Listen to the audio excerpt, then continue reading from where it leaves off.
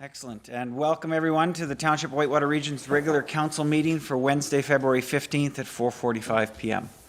A little bit rushed, and I apologize for walking in last minute. We had a county council meeting this morning. It started at 9:30 and finished at 4:20. So I'm just one to the next. Excellent. We are going to start with, oh, my chain. Okay, it'll go on at the first recess. Okay, so we're going to do a call to order at 4:48 p.m. As we gather, we would like to acknowledge on behalf of council and our community that we are meeting on the traditional territory of the Algonquin people. We would like to thank the Algonquin people and express our respect and support for their rich history, and we are extremely grateful for their many and continued displays of friendship. We also thank all the generations of people who have taken care of this land for thousands of years. Next item on the agenda is our prayer, and if you'll indulge me, we will do a moment of reflection in memory of Mr. Dave Stewart. I'll just read something and then we'll stand for a moment. So, Mr. Dave Stewart was the former Reeve of Cobden from 1982 until 2000, and during that time he was also Warden of Renfrew County for 2 years, 1997 and 1998. He was a proud volunteer to the Rec Association of Cobden, a board member of the Renfrew County Community Futures, and chairman of the Algonquin Forestry Authority. Mr. Stewart just passed away recently, and our condolences on behalf of council and the Township of Whitewater Region to his family and friends. So if we can stand for a moment, we'll have a moment of silence in honor of Mr. Stewart.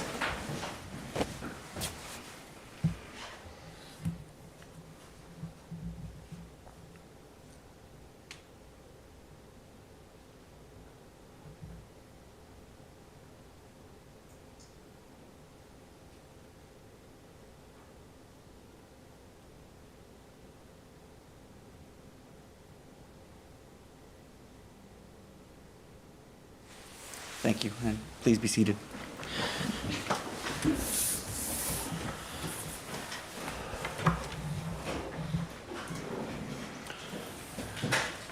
Next item on the agenda is disclosure of interest, and I'll just scan the council to see if there's any disclosures to this evening's proceedings.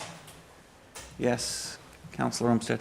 Yeah, I think due to the previous meetings regarding I believe it's item 6.1 and 6.2 where I previously declared. I'll have to declare again tonight. Perfect, and you have to provide a reason. Yep, potential pecuniary interest. Perfect. Excellent, and I know there's a form you'll have to fill out. Yeah. If you can fill out that form, and when we Great, proceed to those agenda items, you can step out. Thank you. Any other declarations? Excellent. Good, none seen. Next, we move on to item number 4 on the agenda, which is our public meetings and a presentation. There are 2 items that we're going to do for public meeting today. The first one is a zoning bylaw amendment for the Ross Concession, known as, okay, I'll go through the Ross Concession 9, part of Lot 17, and known municipally as 1473 Kerr Line. It's a zoning bylaw amendment. Excellent. I don't need the recommendation until after the public meeting, correct? Good. So this point, we'll turn the floor over to our CAO. If he can lead the next step, please. I will only for a second introduce Alex Benzie, who is the new Township Planner and Economic Development Officer. So she'll present this report, and then I'll present the next 2 planning applications. Thanks. Perfect. Thank you, Alex. Thank you, and good evening, everyone. So I'm going to start by explaining the planning statement on appeal rights. So if any person or public body does not make an oral submission at this public meeting or make written submissions to the Township of Whitewater Region before the bylaw is passed, the person or public body is not entitled to appeal the decision of Council of the Township of Whitewater Region to the Ontario Land Tribunal. The person or public body may not be added as a party to the hearing of an appeal before that tribunal unless, in the opinion of the tribunal, there are reasonable grounds to do so. Under Section 3411 of the Planning Act, if Council decides to refuse an application or refuses or neglects to make a decision of an application within 120 days of the municipal clerk receiving the application, the applicant or the Minister of Municipal Affairs and Housing may appeal to the tribunal by filing an appeal with the clerk of the municipality. Section 3419 of the Planning Act states that not later than 20 days after giving of notice of passing of the bylaw, the applicant, any person or public body who made oral submission at the public meeting or made a written submission to council before the bylaw was passed, or the Minister of Municipal Affairs and Housing may appeal to the Ontario Land Tribunal by filing an appeal with the clerk of the municipality. And so with that, I can now provide a brief overview of the application.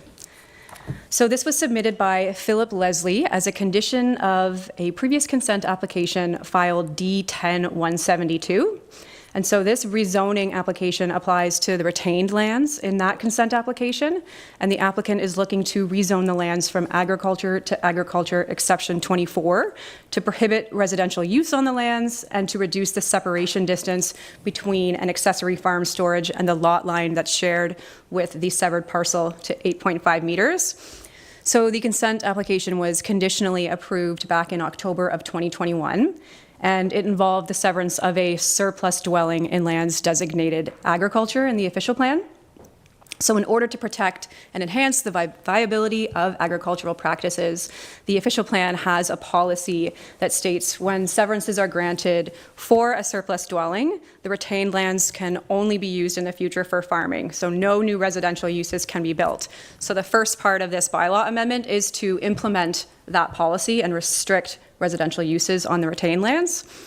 The second component of the amendment involves the reduction of the separation distance required in the bylaw between farm structures and lot lines. The separation distance is typically 60 meters. So with the creation of a new lot comes the creation of new lot lines, and that means that one of the existing farm storage structures on the retained lands will no longer meet that 60 meters. They're asking for a reduction to 8.5 meters.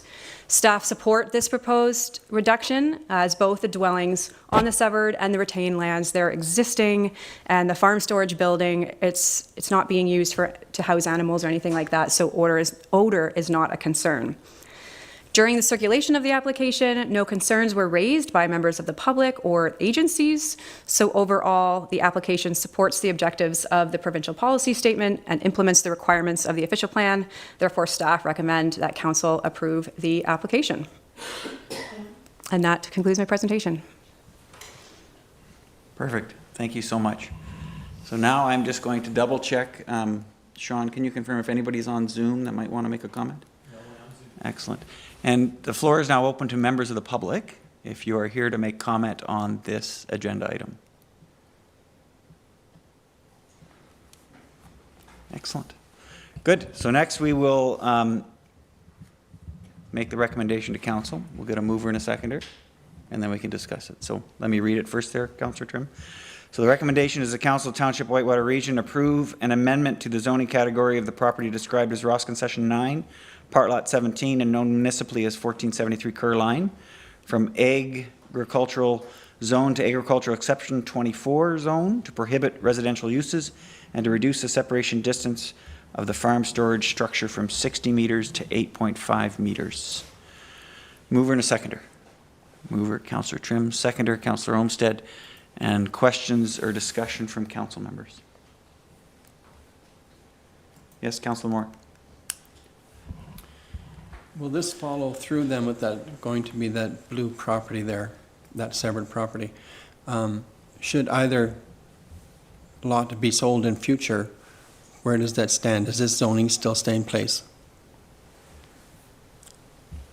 Yes, but I'll get the planner to just confirm that. Yes, sorry. Do you mind repeating just the last bit of your question? Did you ask if the zoning will stay, the severed parcel stays the same zone? Either parcel, if either parcel sells in the future, does this zoning statement stay with each parcel?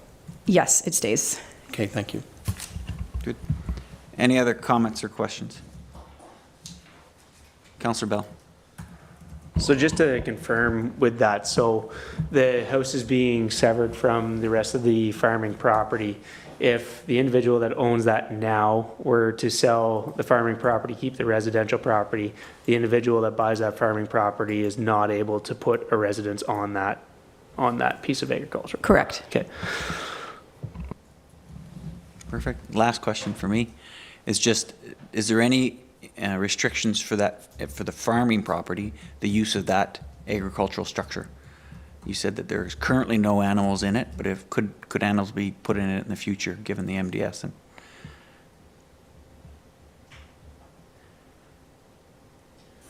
That is a good question. So could the structures be used to, I think right now, that would involve, I believe that would involve a change of use, which would require a building permit and go through that process. I will also ask the CAO to see if he has a different opinion of that. Yeah, so I mean, if the change of use, like Alex is referring to, would require a permit, and as a result would require a minimum distance separation calculation, based on the number of livestock, it'll determine what the minimum setback is to a property line. In my experience, even the minimal number of cattle, for example, has always been about 10-meter distance, so for that reason, this structure is probably unlikely going to be used for any animal purposes in the future. perfect. And that was clear to the applicant. Certainly was, yes. Excellent, good. Does that lead any other comments or questions? Good, we'll call for a vote. All those in favor? And the motion is carried. Thank you. Item number 2, the second item under public meetings is our building fee changes. And CAO, you're going to lead this one? Yeah, certainly, and I won't spend too much time on it. The purpose of this is that the township had its public meeting for the budget on February 8th. However, when we realized that there was a need to have a public meeting for any building permit fee changes, there's a statutory requirement that there's 20 days between the notice and the meeting, and that's what's delayed the public meeting for the building permit fee changes. So this meeting is primarily to hear from the public if there's any comments with respect to the changes to the building permit fees. We've received no written comments, unless I could stand to be corrected. No, so no written comments from the public with respect to the building permit fees. As council should be aware, the change in the building permit fees, there's some minor modifications, but for the residential purposes, it's from 60 cents to 69 cents, and that was per the direction of council as part of our budget process. And the calculation by which the calculation we use to determine the cost for a permit for residential has modified as well. So back over to you, Mayor Nicholson, and I would, if you want to move it to the public, if there's any comments with respect to the building fee changes. Perfect, thank you, CAO. I'll just check online first so I don't forget. There's no one online for comment. And I will then open it up to the public. Is there anybody here that would like to make comment on the building fee changes proposed in the budget? Yes? What is the timeline? So just to confirm, have you come to the mic? It has to have the green light on. If you press the light there, yeah. And then you just have to list your name. Okay. And then your question. My name is Greg McFarland. My question is there time left for a written submission on these changes, or is that time expired as of this meeting? Good, CAO? The proposal was to adopt the bylaw relating to the fees, the changes to the fees and charges bylaw tonight as part of today's agenda, because we hadn't received any written comments or any requests to speak to council. I would say if council wishes to do so, we've allowed the statutory requirement, the 20 days or 21 days, for comments. We could delay the adoption of the fees and charges bylaw, which is a separate bylaw in the agenda here tonight, to the next meeting and await if there's any comments from Mr. McFarland or anybody from the public. Entirely at the discretion of council. We have the authority to pass the bylaw tonight if council wishes to do that. And we could make that decision as part of the set bylaw section of our agenda. So I don't think we could discuss it now as council if you wish, but you could also discuss it later on when we get to the bylaws. Perfect. Okay, so we'll confirm that shortly, but would you like to offer some input or comment at this point in time? I've been doing a little bit of research on it, and some of that is founded in the initial Development Charge Act from 1997, and I'm just looking to get some additional documentation to finish that review.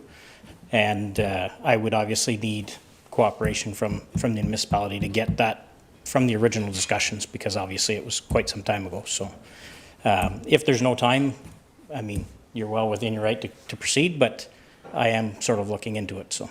Just to confirm, is your question related to development charges or the building As a fee whole. charges? The development charges as a whole, the bylaw itself, actually. Good. And, sorry, CAO, yes. Yeah, please if I could clarify. just maybe through you, the mayor. So just because you mentioned development charges, so the development charges, the rate for development charges is, which is, some people call it the lot levy fee, Okay. was adopted a couple of years ago. That fee is not up for Okay. change as part of the adoption of these bylaws. These bylaws are specific to the per square foot of the building. Okay, that's what I was curious, if there was a separate bylaw for both. They're separate, Okay, yeah. perfect. So if you're if you could just confirm, are you referring to the development charges, which is a set fee in the rural area for $3,000, or the actual 69 cents per square foot for the residential? The development charges, I was under the impression that they were all rolled into the same bylaw. Excellent. So maybe through you, the mayor, if you will, we could connect, yourself and I could go over your comments and your suggestions.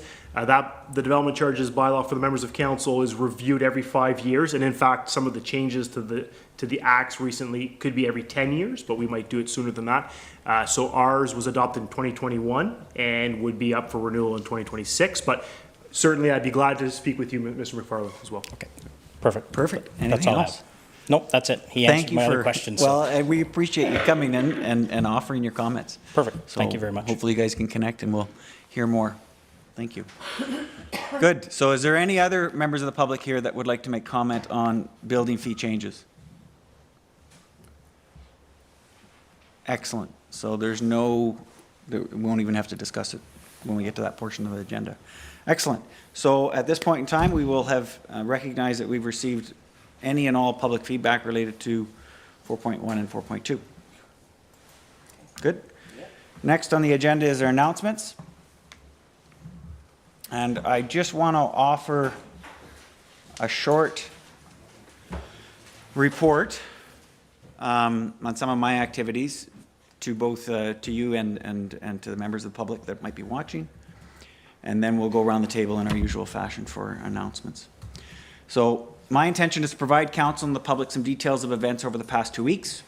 Over the period of 2nd to the 14th of February, I attended 12 meetings on behalf of council and had asked the deputy mayor to attend one other due to a conflict in my schedule. In addition, I participated in the opening ceremonies of the Ontario Winter Games that were hosted here in Redford County. I was also able to assist in the medal ceremonies for the badminton event held at Garrison Petawawa.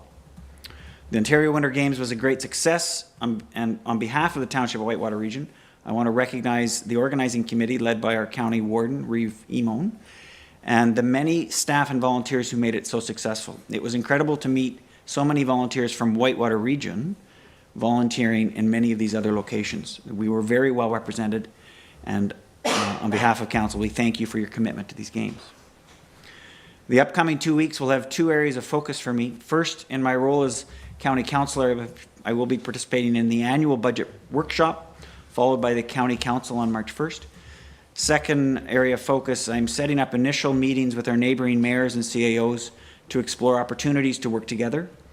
In addition, there are other meetings, including a presentation from OPG and the Upper Ottawa River Information in preparation for the spring melt, and an all-day training webinar in support of my county responsibilities on the Board of Health.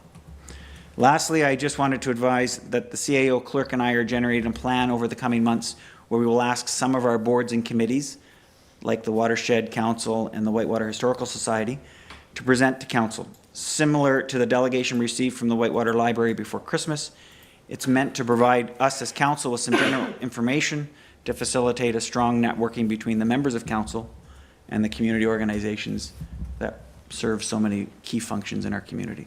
So you'll see that coming, and I'll ask that you coordinate when it's your affiliated board or committee. Good.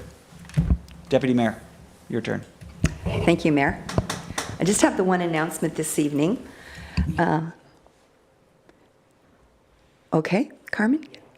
As lead of Human Resources, we as council are pleased to announce the following. Deanna Nicholson has accepted the position of Engineering and Environmental Superintendent. Deanna was employed with the Town of Arnprior as their Environmental Engineering Officer since 2013 and 5 years prior as Environmental Technologist at Golder Associates Limited. Deanna's wealth of experience in the environmental sector expands 2 decades as she completed her Environmental Protection Technology Diploma at Kwantlen Polytechnique University in Richmond, British Columbia.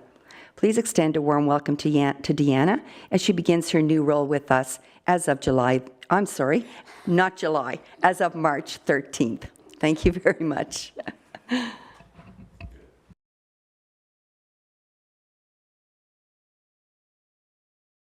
Okay, I wrote down a whole parcel of stuff. So, starting this Saturday, the library is hosting a Winter Fun Fest at Westmeath in the arena. The games are from 1:30 to 3:30, and there's a spaghetti luncheon beginning at noon.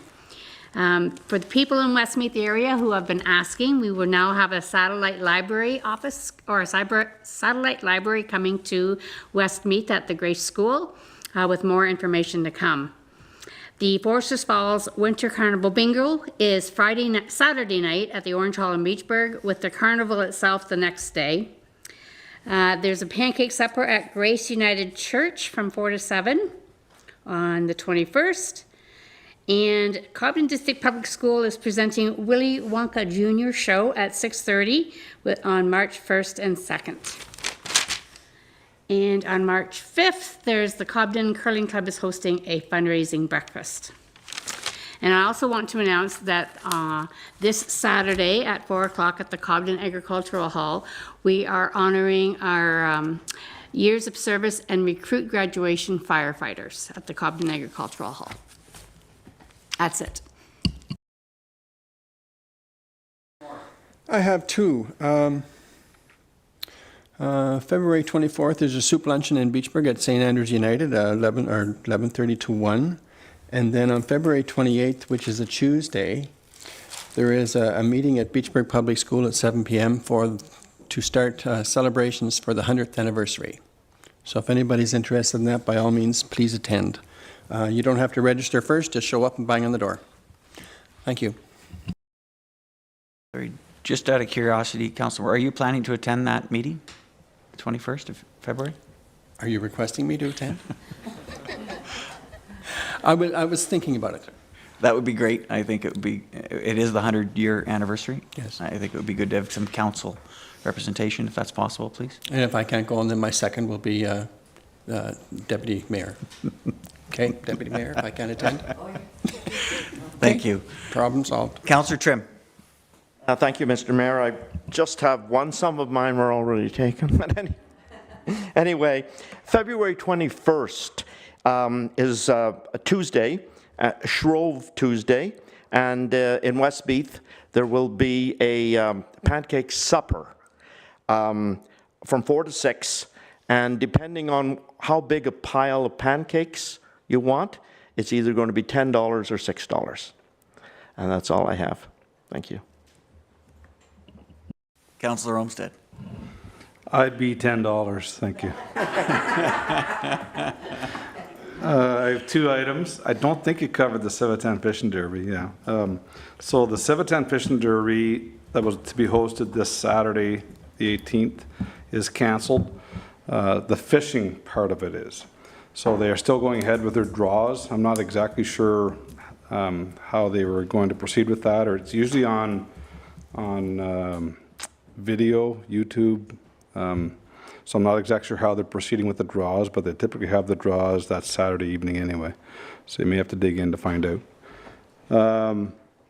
And secondly, the Foresters Falls Winter Carnival, which was to be Saturday, moved to Sunday. Do you know, is that, I see Dave in the audience, is that still going ahead, Dave, as per plan? Yeah, okay, so the Sunday, February 19th, the Foresters Falls Winter Carnival is on, and that's usually a really well-attended event. Lots of fun things to do there, so I'd encourage everybody to get there. That's it, thank you. Councillor Olmsted. Councillor Bell, you're last. I'll change the order next time so you can steal them from other people.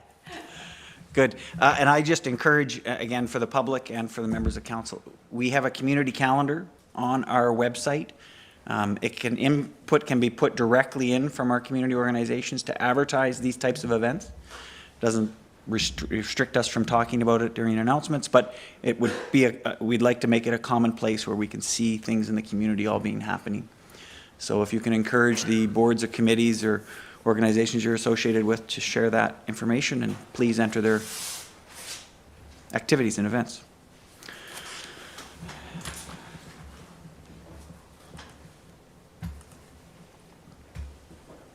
Excellent. Next on the agenda is item number 6, reports. First one before us is item 6.1, zoning bylaw amendment for 2249 Foresters Falls Road. And just to acknowledge, Councillor Olmsted is now leaving the council chambers. The recommendation before us is that the Council of the Township of Whitewater Region refuse the amendment to Ross zoning bylaw number 2392 for the property described as part of Lot 9, Ross Concession 9, and known municipally as 2249 Foresters Falls Road, based on the reasons set out in this report. Can I get a mover and a seconder, please? Councillor Trimm, Councillor Tabbert. And at this point, I'll turn it over to CAO for comments. Yeah, thanks so much. And just for the members of council and the public, that so this report is being presented as the final report relating to this zoning bylaw amendment file. The public meeting was held on June 18th, so we're not directing the public for any comments relating to these reports. So the next 2 reports are outside the public meeting. Sorry, and just a quick question. February 18th. February 18th, yes. No, it was January 18th. Yeah. Public meeting was held on January 18th, and we're now February 15th. So before you, members of council, there's a report relating to the proposed kennel and the proposed additional use of a kennel at the property at 2249 Foresters Falls Road, which also is requesting an amendment to reduce the minimum setbacks to the property line and the center line of the road. I'll just wait for that phone. Just one quick second. Yep. Thanks so much. So the kennel, the kennel is on a property that has a width of 452 meters, a depth of varying depth of 350 to 620 meters, and an area of 54 acres. Quite large property. The kennel is situated at a distance of 62 meters from the front property lot line, 89 meters from the center line of road, and 313 meters from the rear property line, and 36 meters to the nearest property line. So that reduced setback is that 36 meters from 60, and the minimum distance from the center line of road from 90 to 89 meters. So in this report, staff have presented the applicable policies in the PPS, the official plan, and the zoning bylaw. So within the PPS, it states that rural areas and urban areas are independent in terms of market, resources, and amenities. So it is important to leverage rural assets based on their large tracts of land, general distance from adjacent land uses, and the like. So within the rural lands, the PPS establishes that agricultural uses, agricultural-related uses, and on-farm diversified uses are permitted. The use of a kennel can be viewed as an on-farm diversified use or a home-based business of similar nature. So what I've done to assess the merits of the kennel on this specific property is I've used a publication from the province. So it's a guideline from the province that establishes permitted uses on Ontario's prime agricultural areas. Now, the property is not an agricultural designation or prime agricultural lands, but I feel that this publication assists me and the municipality, if you will, to help determine criteria as to whether or not a kennel should be permitted on the property. So in the guideline, it establishes that for on-farm diversified uses, there's 5 criteria, and I've assessed this application against those five criteria. I won't list them all now. I'll speak to them a bit later in my analysis. One of the things to note here is that it speaks to compatibility in that guideline with adjacent agricultural operations. Now, I've extended that compatibility to residential properties, which is what is adjacent to the lands here. The property in the official plan is within a rural land use designation. Now, the rural land use designation allows for a variety of residential uses, and it does allow for some commercial uses. However, rural lands have traditionally been utilized as an alternative location for people residing and that prefer the rural lifestyle. So there's an onus that these lands or rural areas are intended for agricultural, rural purposes, but also to allow for residential uses. And again, in the official plan of the County of Renfrew, it speaks to compatibility with surrounding residential uses. So in my analysis, I've identified that the objectives of the rural zone or the rural designation is to preserve open space, rural character, topography, and landscape of the rural areas. And in my assessment, which I'll go through here very shortly, so I've assessed the application versus those 5 criteria. So the first one is it located on a farm? So in fact, the proposed kennel here is located on an existing farm. I'm not sure if the owner is the one who farms the land, but certainly the land is used for farming purposes. As I understand, there's crops being grown there and cultivated. The second one is the kennel secondary to the primary use of the property. My view is that, yes, it is secondary. I mean, there's a residential unit there, so the residential use could be viewed as the primary use and the agricultural uses as well. So one can view that the kennel is secondary. Some might argue that because it might be the primary form of income for that property, but nonetheless, it could be viewed as secondary. The on-farm diversified use is limited in area. So is the kennel limited in area? It is in fact limited in area. It's consolidated with the other buildings on the property, near the dwelling on the property, near the other accessory buildings. And then number 4 is the proposed use viewed as a home industry. So again, a home industry is typically secondary to the primary use, which in this case would be residential or agriculture. So on the first 4 criteria, I do support that this proposed kennel meets the criteria of that guideline. However, the 5th one here is the proposed use compatible with surrounding uses, and in that case, I feel that it is not compatible with surrounding uses. So the bylaw, the Ross zoning bylaw, establishes a minimum setback of 60 meters to the nearest property line. In the case of this application, is proposing to reduce it to 36 meters. So that reduction, I feel, is affecting the adjacent residential use. So in my view, those setbacks are intended to ensure compatibility, to ensure that any impacts are mitigated. And in this case, my view is that they are not mitigated. In my analysis, I reference an email from OMAFRA from back in April 2021 that speaks to decibel levels, noise impacts, and the like. So I won't go through that, but essentially the analysis there, or the calculation, establishes that based on provincial guidelines, the proposed kennel and the noise emanating from the dog or dogs would be such that it'd be above the level that is the daytime levels with respect to the provincial guidelines. So again, I think the noise is probably the big factor here that would affect the adjacent land uses. So based on that, my view is that the application will alter the existing character of the area, and it is our view that it is my recommendation to council that we refuse the application due to the close proximity to adjacent dwellings. Council is well aware of the engagement that occurred. The public meeting on January 18th was a full house here. Many people voiced concern to the matter, and we've received numerous written comments with respect to the application. So one thing that, just to finalize my presentation on this report, so 2 things, if I will.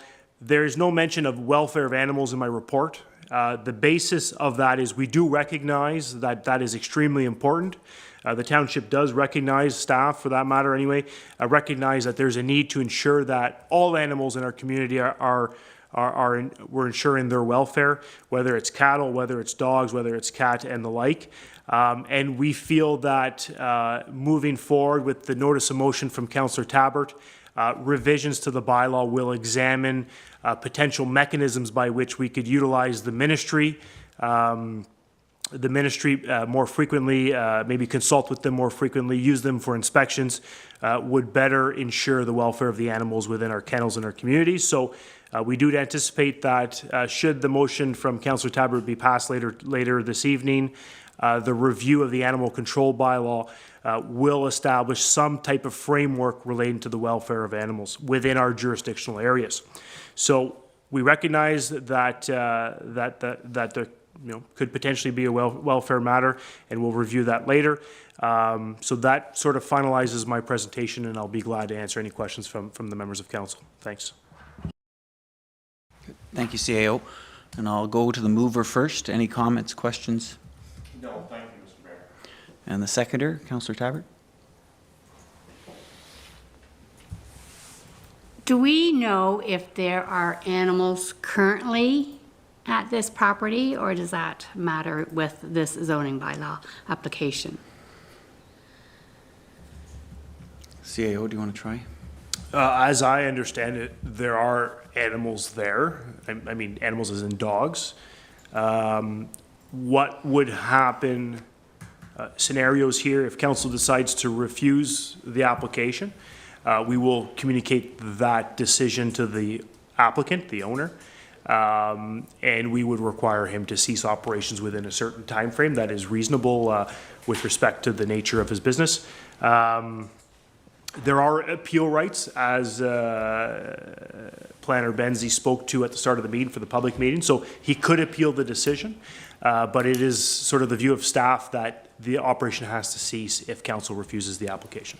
I understand that there are people in the public that have extended maybe an invite, if you will, for lack of better terms, potentially to home these animals if the owner chose to get rid of them and was required to cease operations, and we would communicate that to the applicant. So certainly the township's agreeable to provide sufficient amount of time to deal with that, and that'd be required. Thanks. Okay. Anything else, Councillor Tabbert? Well, I'm hearing things, and I know I shouldn't base my things on rumor, but I'm concerned about the welfare of these animals if we refuse this tonight. So, but Ivan has told me what our parameters are, so I'll deal with those, but, okay, thank you.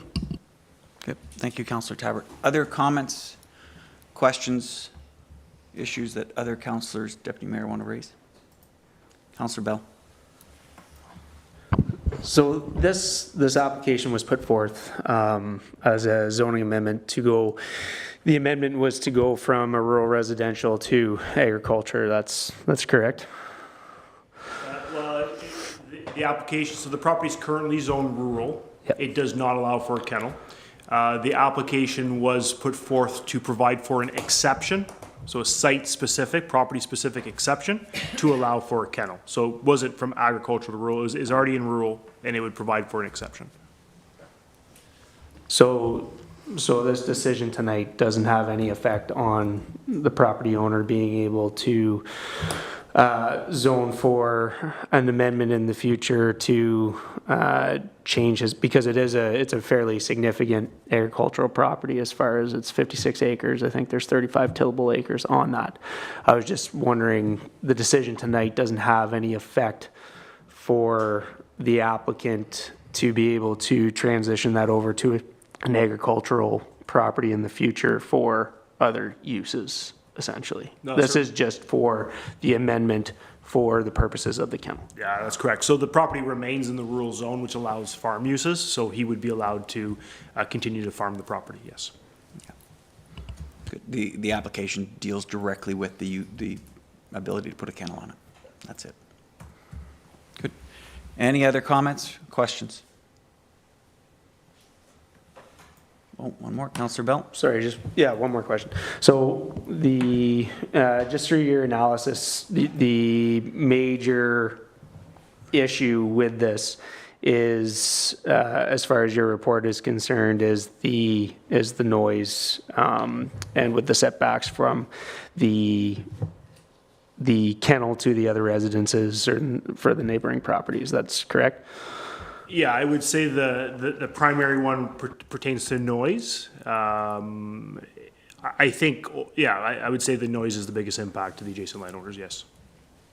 So in the future, if this application is rejected and there was a change to the location of a kennel on that property in the future or whatever, how does that affect the applicant's ability to apply in the future for another zoning amendment or likewise? Like, is that, how does that proceed? So nothing would prevent him from reapplying. The basis of this application is that, and as council's certainly aware, there's a structure there that he's proposing to use for a kennel. We know where it is. If he had suggested that the kennel would be in the far back right corner of the property, the planner might take a different approach to it.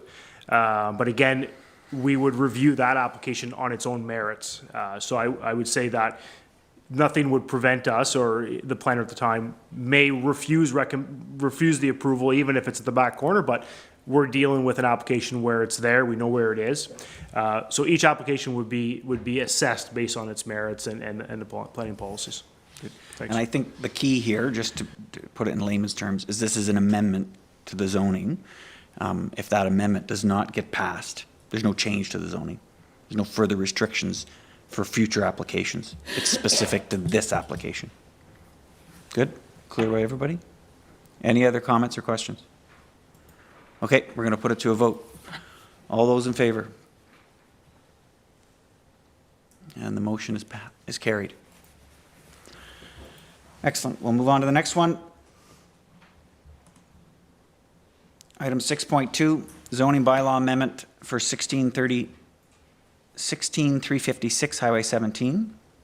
And the recommendation before us is that the Council of the Township of Whitewater Region approve the amendment to Ross zoning bylaw number 2392 for the property located 16356 Highway 17 to modify the zoning category of the subject land from rural zone to rural exception 46, holding RU E46-H zone to allow for the additional use of a kennel subject to the completion of an environmental impact assessment. Can I get a mover and a seconder? And the mover is Councillor Trimm, and a seconder? Councillor Bell. CAO, can you go through your report, please? Yeah, thanks so much. And I probably won't spend as much time on this report as the other one. I mean, certainly it's a bit of a duplication, but the properties are different. So again, this application is proposing to add the sole additional use of a kennel. The property here is on Highway 17, address 16356. The property in question is quite large, 169 acres, has a frontage of 627 meters. So this is a substantially large property, and the nearest dwelling in this case is more or less 240 meters away, and it's across Highway 17. And Highway 17, as we all are aware, is a significant highway, sees traffic of about 9,000 vehicles a day, the annual average. So again, I've assessed this application. The property, again, is in a rural designation in the county OP. It's in a rural zone, again, in the Ross zoning bylaw.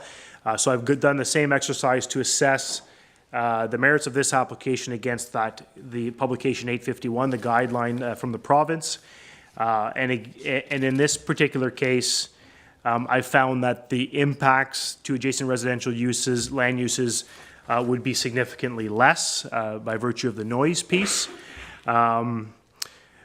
So before getting to that analysis, the one difference or the one constraint here is that the subject lands and the kennel structure are located within the buffer area of the provincially significant wetland. So the stream that runs in front of the house here between the highway and the house is an extension of the Cobden Marsh. Cobden Marsh is a PSW, provincially significant wetland, which is adjacent to Muskrat Lake. So while I didn't identify the PSW, which I'll call it now, when the application came to the public meeting. It was brought to our attention at that public meeting, and that certainly poses a concern or a constraint to the development proposal here. In cases where there's a PSW, generally we'd ask for an environmental impact assessment, so the proponent would be required to hire a biologist professional to assess the impacts of the development on the PSW. So you'll notice in the recommendation that the recommendation from staff is to place the property in a holding zone. We place that holding symbol, that H. That H basically is a mechanism by which council approves the application in principle, subject to certain requirements. We see this lots in subdivision approvals, where a residential property can be zoned properly with a holding, subject to an agreement and a variety of things. So our recommendation is to place it in the holding zone. If that's the decision of council, the property would be held in that holding symbol. The EIS would be conducted likely in the next month. Usually these things are done at this time of the year, so it's kind of a good timing. And then that would be submitted to staff. The file would come back to council to remove the holding symbol once that environmental impact study is done, and it's showing positive recommendations. That removal of the holding symbol is not a public process. So if he files to remove the holding after he's done the EIS, it's a simple report that we report back to council. EIS is done, and we can remove the holding symbol. So on the merits of the application, those 5 criteria, I will note that the decibel range is significantly less in this case because of the distance of the nearest dwelling, 240 meters away. And again, it's across Highway 17, so there's already substantial noise emanating from the highway. So in my view, the proposed kennel in this case will not alter the existing character of the area, given consideration of the welfare piece, the changes to the bylaw. I expect that, and I am hopeful that if the motion to review the animal control bylaw is passed by council tonight, we would have a revised bylaw in place before the environmental study is done and the holding is removed, so that if the zoning's approved, and then when we go to issue the kennel license, we'll have a new animal control bylaw that the proponent, the owner, will have to comply with, the new licensing bylaw for the kennel. So we're supportive, subject to the holding and the EIS. Thanks so much. Excellent, thank you, CAO. And I'll turn it over. Mover, do you have any questions or comments you want to make? No, that was very well presented, and I did have several questions, but you answered them all. Excellent. Seconder, Councillor Bell.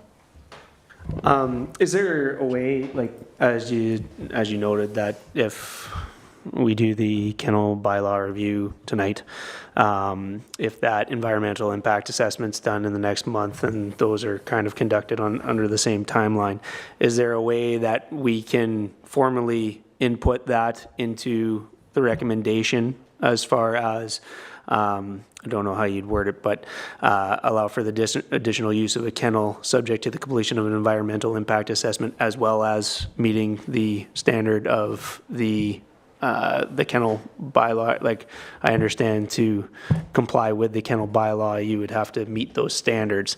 But because we are kind of in limbo with that bylaw right now, is there a way that we can formally introduce that into the recommendation or into what we accept here tonight?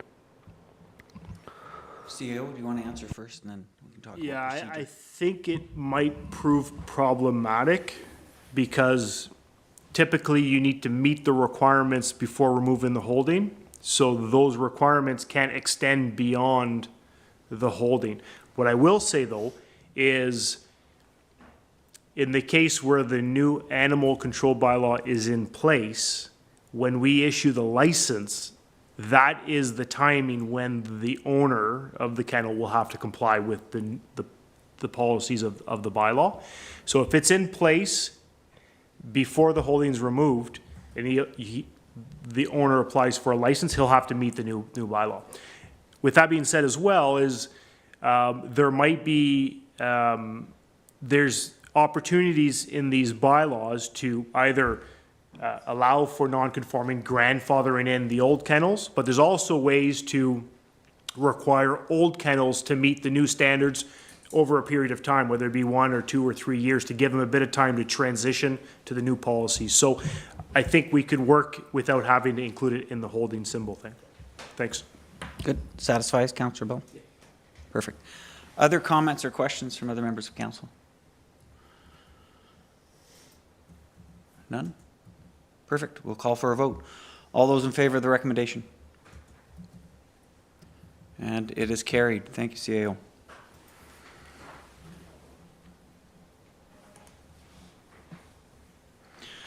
Item 6.3 on our agenda is funding opportunity. Actually, we'll just pause for a second. Councillor Trimm, can you grab Councillor Olmsted, please?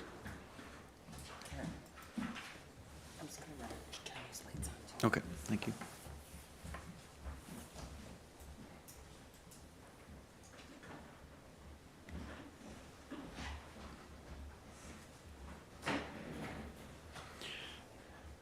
Excellent. We're going to carry on with item 6.3 on our agenda. It's the 2023 funding opportunities. So the recommendation before us is that the Council of the Township of Whitewater Region approve the submission of 3 federal and/or provincial grant funding opportunities: the Rural Economic Development RED program, the Seniors Community Grant, and the Inclusive Community Grant.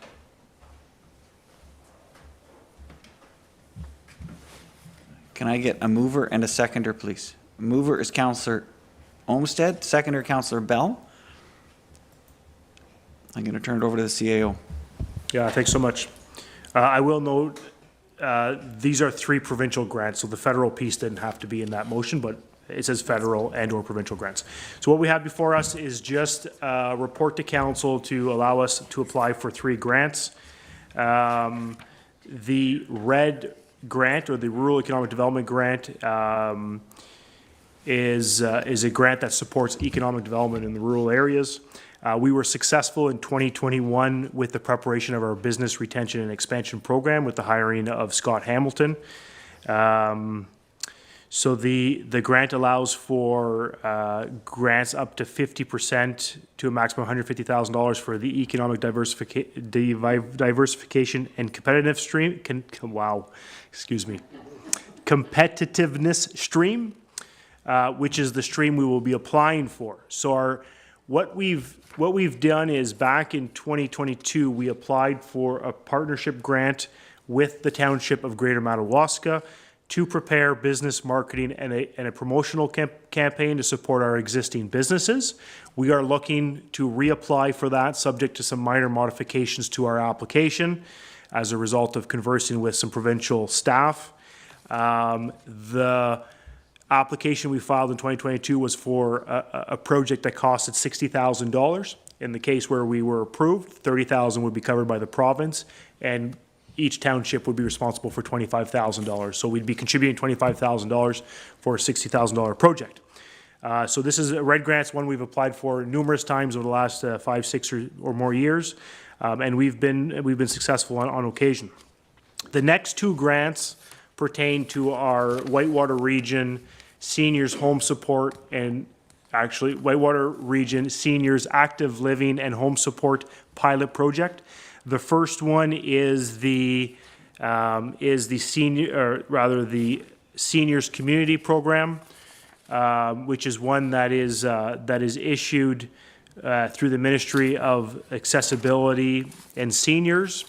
So the township did meet through a delegation with the Minister of the Ministry of Seniors and Accessibility, Minister Cho, and he did encourage us to file an application. So the Seniors Community Grant is one we've applied for in the past and have been successful in the last 2 years, so we're recommending that we apply for that one again. And then the third grant, if you will, in this report is the Inclusive Communities Grant.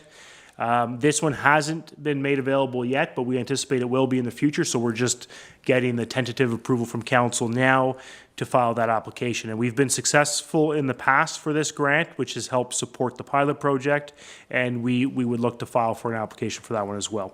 So 3 applications there, and I'll be glad to answer any questions if you have any. Thanks. Just before I offer the township to, the council members to ask questions. I just noticed your report includes a fourth, and it's out for the public, so we should speak to that, please. No problem. So the fourth one that's spoken to in the background portion of this report is the Green and Inclusive Community Buildings Program. It supports green and accessible retrofits. So it's primarily focused around providing energy efficiency, building resiliency to climate change.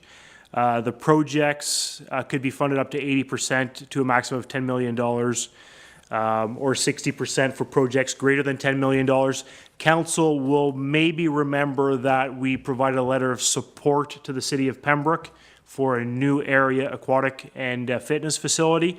That's the grant that they're applying for that facility. So the letter of support's been provided to the City of Pembroke.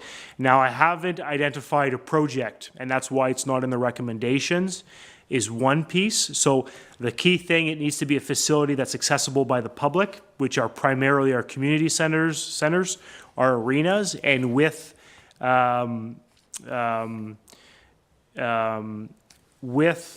the matter being discussed as part of our strategic planning exercise, I'm hesitant to file an application without knowing exactly where we could use those funds. That's number one, identifying a project. Number two is just the resources, staff resources to file these applications. So these 4 applications are all due by the end of February. The seniors one, we're getting the seniors working group to assist us, but I feel that there might be, we would have to redirect some other priority matters in order for our existing staff to file an application for this one by February 28th. So those are the reasons why it's not listed as a recommendation to file. Thanks. Thank you, CEO. And I'll just articulate too, when these come to council like this, it's important that we acknowledge our share of the funding. So if we were to put this Green and Inclusive Community Buildings Program as one that we wanted to apply for by February 28th, we'd also have to be firm in our mind where we were going to source our 20% of that project. And that's not something that we can achieve in the next 2 weeks. Good. Excellent. Next one, we will go to the mover. Councillor Olmsted, you got any comments, questions? No, I'm pretty clear. Thank you. Good. Councillor Bell, seconder. Yeah, do we have any, so it's pretty straightforward as far as the seniors community grant and the inclusive community grant, but as far as the rural economic development program, if we're successful, do you have something in mind where that's going to go or what we're going to spend that on?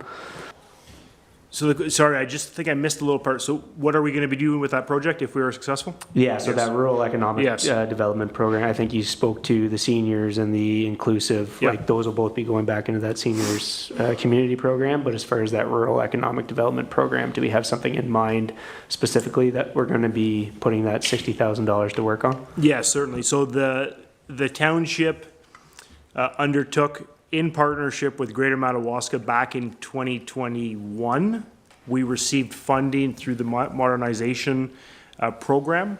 As part of that partnership with GM, we received funding to prepare 3 documents. One was the growth readiness strategy. So we each have our growth readiness strategies.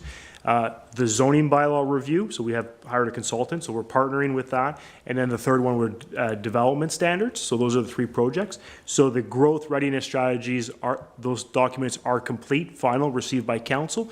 And the business marketing and promotional campaign formed part of a recommendation from that report.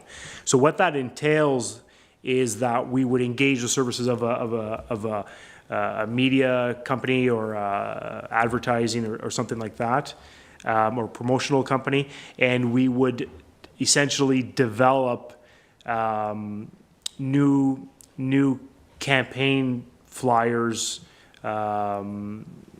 brochures and stuff like that, and we would disseminate that sort of outside of our community to try to promote people moving to our community. So we'd communicate the attributes and services of our townships to local businesses, establish distribution channels to investors, entrepreneurs, and employment channels, and develop these campaign initiative through brochures, community profiles, and the like. So that's kind of what it entails.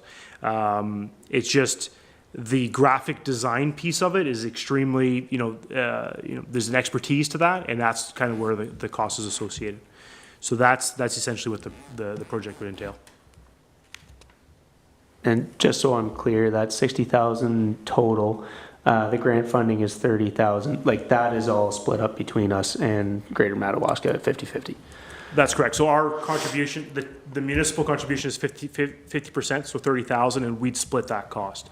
So in the case of the modernization one, as an example, the funding was 90%. Our project was, I think, $190,000, and basically we split a cost of $19,000 between us and GM. So it's really a good opportunity to sort of get some products or get some work done at a lesser cost. Yes. Thanks. Comments or questions? Yes, Councillor Moore. I'm just wondering if we were successful for the seniors community grant, would that be inclusive of 2023 or does it spill over into 2024? As I understand it, the funds need to be spent in 2023, or I think it's 2023. I'm looking at Mayor Nicholson because he's very familiar with these grants, but as I understand it, by December 31st, 2023. Thank you. Yes. The inclusivity grant, the deadline, they haven't publicly announced the inclusivity grant yet, so we don't know the timeline on it. Good. Any other questions or comments? Okay, so just for the purpose, I just want to make sure it's clear in terms of that 15,000 for the red grant currently within this year's budget. It was not budgeted, and we would certainly find a mechanism by which we would fund it either through the other operating budget lines or out of reserves. Okay, so noted, it's a budget pressure to the budget we've already gone through. Good. The second one, the seniors community grant, it requires no municipal funding. So all we're acknowledging is the staff effort to manage that money and then report back at the end. And the same with the inclusivity grant. There's no requirement for municipal funding. It just becomes the time pressure on staff to be able to manage it and then report back once it's complete. Good? Does that draw any questions or comments out? Just so we know what we're approving? Excellent. We'll call for a vote. All those in favor? Motion's carried. Thank you.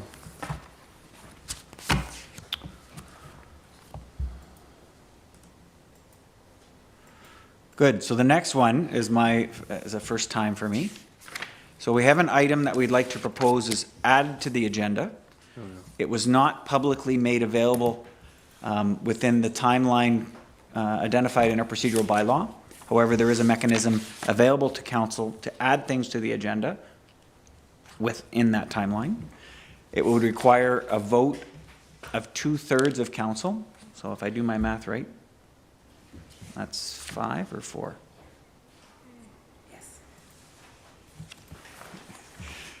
My brain is going mush, but if we can just confirm exactly what that is. It's 5. It's 5. It's 4.5.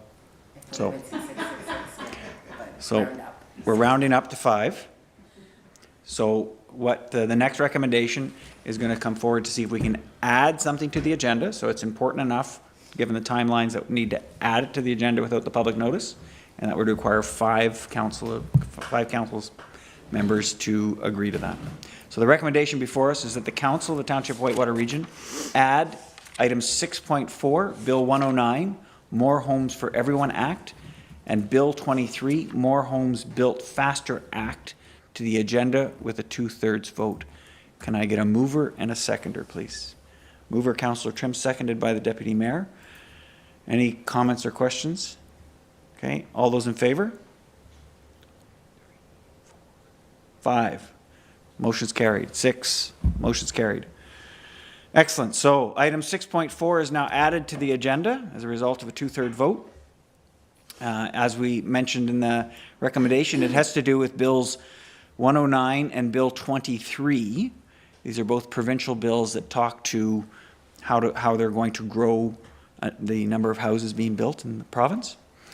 The recommendation before us is that the Council, Township of Whitewater Region receive this information report relating to the More Homes for Everyone Act, Bill 109, and the More Homes Built Faster Act, Bill 23, and direct staff to, 1, forward the proposed modification to the county official plan, and 2, bring forward amendments to Bylaw 20-03-1280, Delegation of Authority Policy, in accordance with provincial requirements.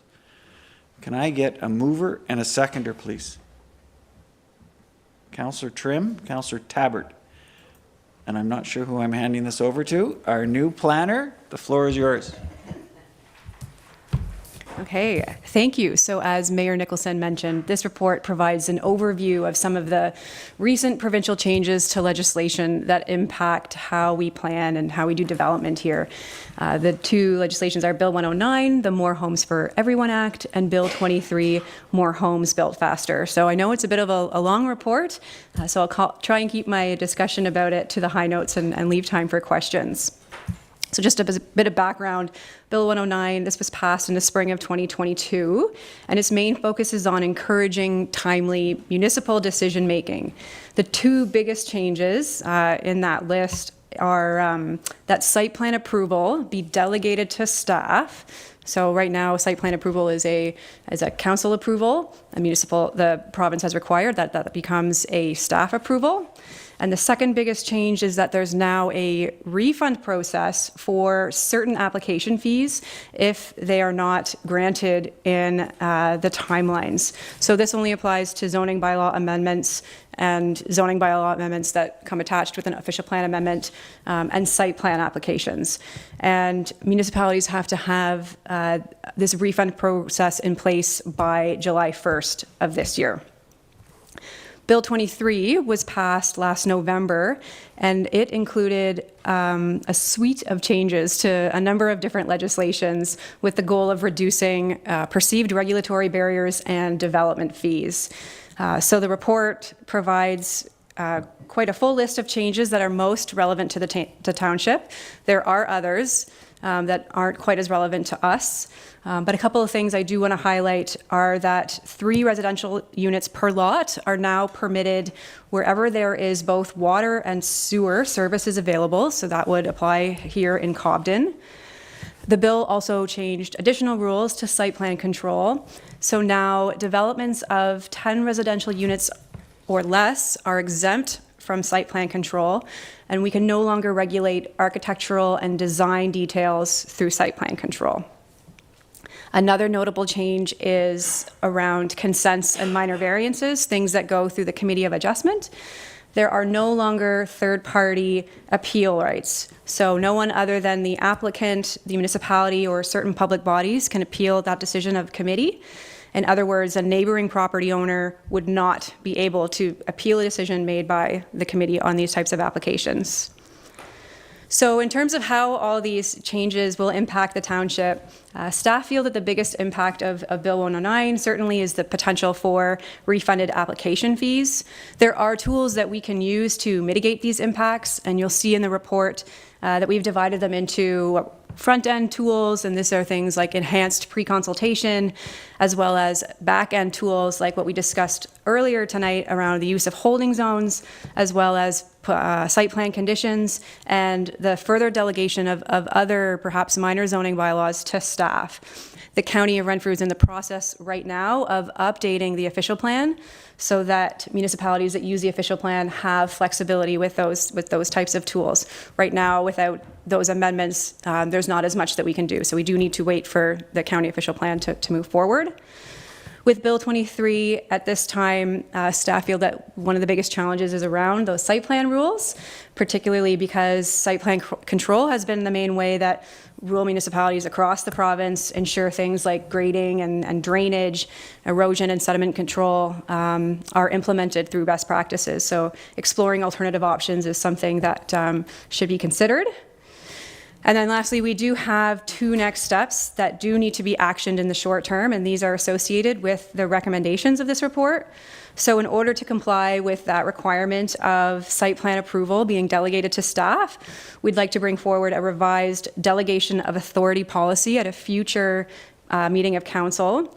And second, as I mentioned earlier, the county is in the process of updating their official plan, and it's through an open official plan amendment, OPA 35.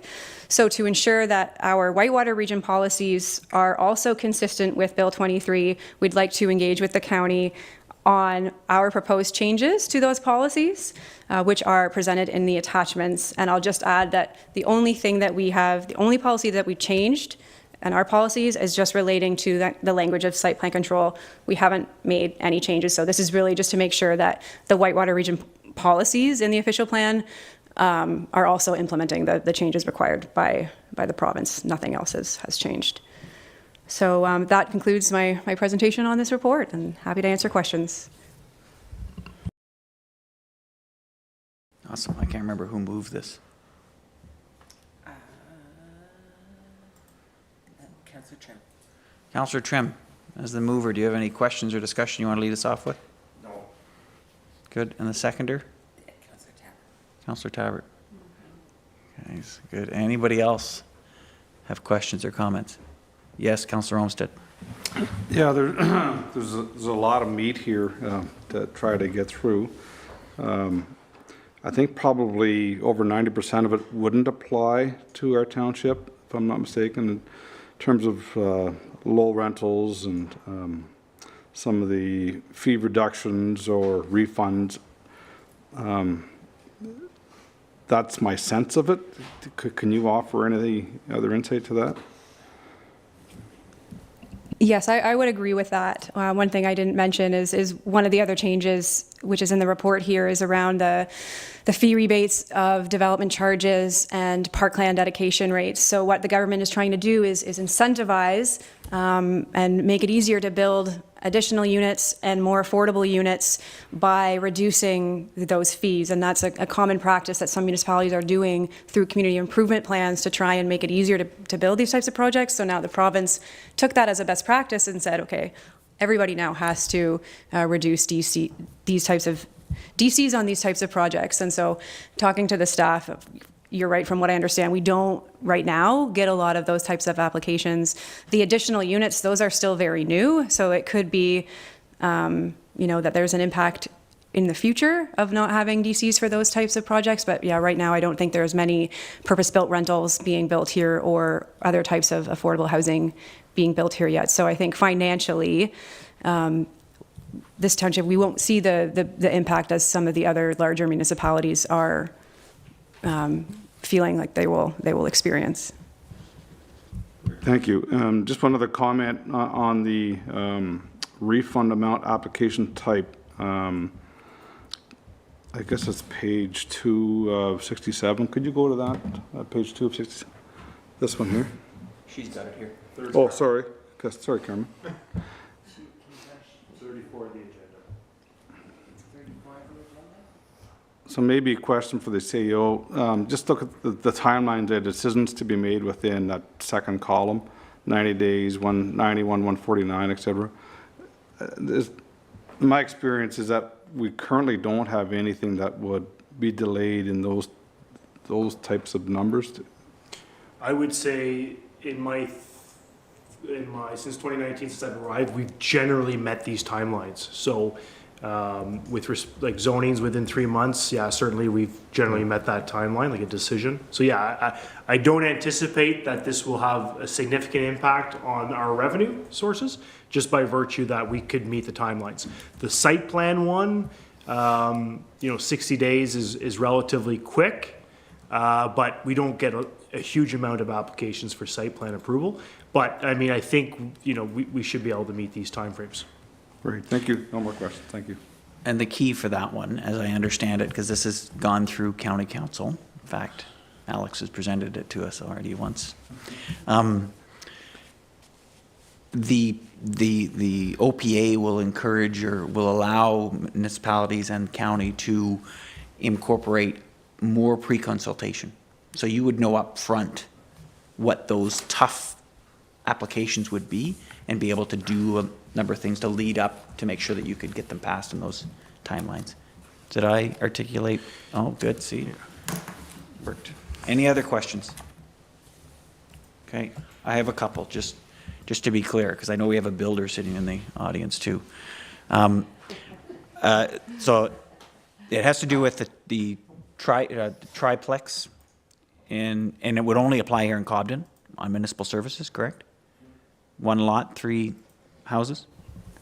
So what the legislation says is that our zoning bylaws have to, by right, allow for 3 units on a lot in places where there's servicing.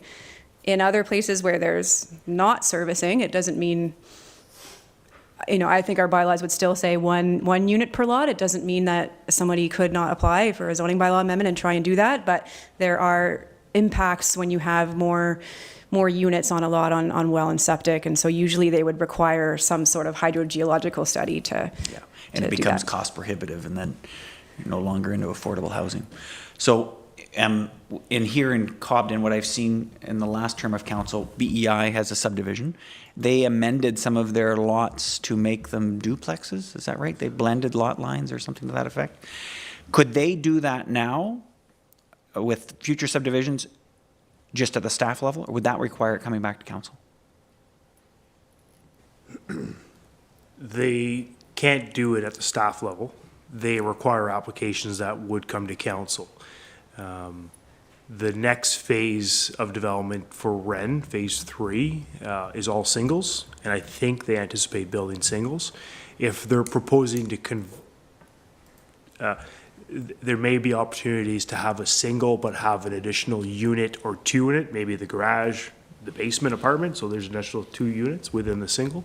But that would, the changings of lot configurations requires council approval, to answer your question. Okay, specific to a subdivision? Great. But if someone else in Cobden wanted to do a tear down and put a triplex in there, they would be allowed to by virtue of this provincial legislation, given all the other building permits. And I'll refer to Alex, but I will say our dated zoning bylaws might not allow for that, but maybe the province supersedes that. And Yes. so maybe go ahead, Alex. Yeah, I think this is what I understand, a unique situation where the provincial legislation does supersede outdated zoning bylaws. There are other elements of zoning bylaws that would impact this. There's still, a triplex would still have to meet the setbacks from the lot lines, the total lot coverage. But what the legislation has said is that municipalities can't restrict unit size and can't require more than 1 parking per lot. So there are some limitations, but if somebody proposed a triplex that met those, then they wouldn't need to come to council with a zoning bylaw amendment. Perfect. And sorry, can you hold for 1 minute, because I want to get to my other. So then the builder would be able to do that with no development charge. So 5 units or 3 units hooking up in Cobden would be a pretty significant development charge. So what it does is, my interpretation of the bill's intent is it encourages that type of development, right? So they're allowing it, they're removing the restrictions, removing the DC charges being applied, encouraging builders to build intensified development within communities. Good. So it's good for terms of how do we get more houses built faster. The impact on us as a corporation is the funds we were counting on in terms of DCs to help cover the costs of future upgrades to wastewater management now are not funded and would require the greater tax base to incorporate that in our budget planning. So the expenses don't go away. The province has just removed it from the builder or the builder or the homeowner's responsibility. I'm looking to my experts here. I think that's true, and I think I would also, though, just add that when if there was a single detached and that changed to a duplex or a triplex, that would also change the assessment value as well. So one of the reasons why planners like to encourage this type of development is because it can increase the assessment value while at the same time not requiring more, maybe not requiring more services. So it can actually, this type of development can have a net financial benefit to municipalities. There's certainly a line there, but it would take, I think, a little bit more of a robust analysis to see what the long-term impact would be, but it can have a beneficial, positive financial impact. Perfect. So lots of pros and cons, and I'm glad for that last pro. But just something we need to be aware of. And you see the bigger city centers where they're attracting much more affordable housing, where there is no DCs, they're talking about millions and millions of dollars in wastewater and water, linear assets, treatment facilities that aren't funded. So for us, like Councillor Olmsted said, the impact is minor, although there is some there, and our planners on it. But for the bigger centers, they're very, very concerned. Good. Only other thing is triplex. You use the example triplex, but could you have a house with 2 granny suites, like 2 individual houses detached, just in the same property, or is it one housing unit? It could also be a property with, a basement apartment and a separate granny suite. There's flexibility. It's just 3 units per lot.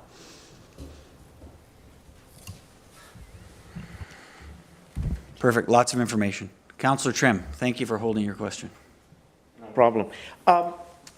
Through you, Mr. Mayor, to our planner, when we're doing our new comprehensive zoning bylaw, will these changes be incorporated, or is there some sort of sunset for this new provincial regulation? We will absolutely be making sure that the zoning bylaw is clear and that it updates this, and making sure that, we aren't going against the rules around parking requirements and stuff like that. So this will absolutely make up part of the zoning bylaw.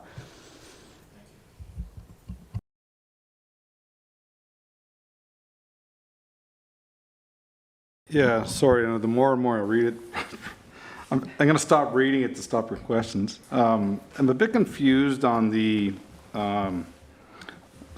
recommendation forward the proposed modification to the county official plan.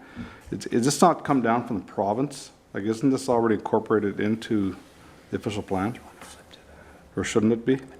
Like, this is a top-down thing, not a bottom-up, right? So this isn't just for Whitewater region. This is province-wide, right? Yeah, so I guess there's 2 elements to the OPA. The first is on what the county has already gone out and done a public engagement meeting on, is around changes to address Bill 109. So that is giving municipalities more different types of tools to delegate approvals to staff. So the province didn't say, they just said, you guys have to figure out how to deal with these, or you have to have a refund process in place. So what the county is doing is giving flexibility to municipalities to try and come up with different, or use different tools to mitigate the risk of those refunds. So that has to happen through that OPA. And then with some of the other changes, the province might come out with a change, but they sort of change a policy, and then it's sort of up to the municipality to then change their official plans to implement those policies. So even though the province comes out with new legislative changes, it's on us to make sure that we reflect those changes in our official plan and in our zoning bylaws. Okay. And if I may, one last question regarding the official plan.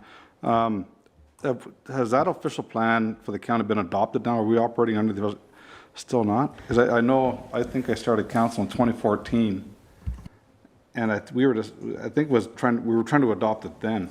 So the one you're referring to, as I understand it, would be official plan amendment number 11. Yes. Okay. Which dates back, I think, to the Dean Sorial times, Yeah. which included waterfront designations. That is complete. It's done. The province they did a an approval of a portion of it, and now they've finalized the approval. So there was a partial approval, and now they've done a final approval. That was done in 2022 or 2020, early part of 22. What we're referring to now is the county's in the process of doing a new official plan amendment to incorporate these changes. And when they started this in September or so, or July or June, for Bill 109, but before they got that one done, Bill 23 came out. So now they've changed gears, and now they're trying to deal with Bill 23 within the same OPA, which is going to go to public consultation in the next month or so, and then go back to county council for final approval. So we just want to interject we have a section in the official plan, section 16, which is specific to Township of Whitewater region, talks about Muskrat Lake and all that. So we want to interject our changes to our section, which is what's being proposed here, to support these bill changes. So yeah. Super, thank you. And I'm going to stop reading the plan now. It's good. It's complex, but it's important, right? And it will become important only when we see these applications come through. So we need the context. I have one last question, and only because the CAO triggered me on it earlier, so I want to. Private road subdivisions, is this in one of these two bills, or is that a future discussion topic? I would say a future topic. I don't think this talks about private roads, but it talks about more homes. And what does that mean for our community, I guess, is the question. So Alex and I will probably have to try to figure out what that means for not only our urban areas, but for our rural areas. So maybe the small private road subdivisions is an option for us, and how do we implement that in our community? So we got to find ways to build these houses in our community, not only in the urban centers. Thanks. Perfect. If we can put that on the parking lot for a future discussion. Thank you. Any final questions or comments from council? Yes, Councillor Moore. I waited a long time, and I'm not sure if I can get this out. All the rules and regs that have come across our table tonight, and numerous times we reflected back on parking. Will we be able to, one, approve a triplex, say in Cobden, and two, can we regulate the parking? Because we can't have a triplex and one parking spot. We all know what happens when winter comes, and then traffic flow is a problem as well. So, do you understand my question, roundabout? Yeah, and I apologize, I may not have been as clear, but it's the requirements say we're not allowed to require more than one space per unit. So a triplex, because that's 3 units, it would be 3 parking spots. Answered my question, thank you. Awesome. No more questions? We'll call for a vote. All those in favor? And motion's carried. Thank you. Excellent. Now, just to give us a quick bio break, I'm going to call for a recess. If you could be back and seated for 6:20, please.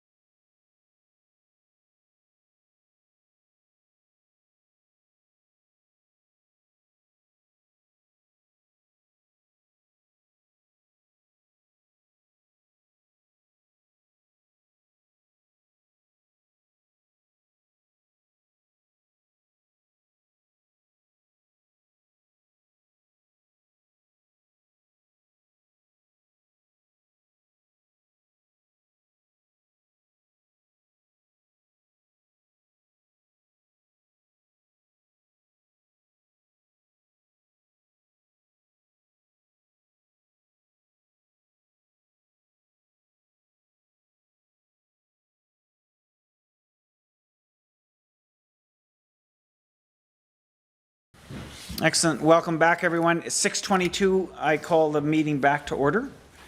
Next on our agenda is notices of motion. We have two motions, two notices that will be heard tonight.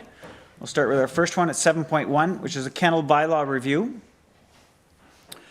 The recommendation from Councillor Tabbert. The recommendation is, whereas Council adopted bylaw number 20-06-1308 to regulate the keeping and control of animals in the township, and whereas the bylaw for keeping and control of animals regulates the operations and ownership of kennels, whereas the receipt of numerous concerns relating to the licensing, operations, animal welfare, number of dogs, separation distances, etc., have been brought to council and staff's attention. Therefore, be it resolved that the Council of the Township of Whitewater Region directs staff to review the existing regulations for kennels and provide recommended modifications within our jurisdictional areas. Councillor Tabbert, I'll take you as the mover. Can I have a seconder, please? Councillor Bell.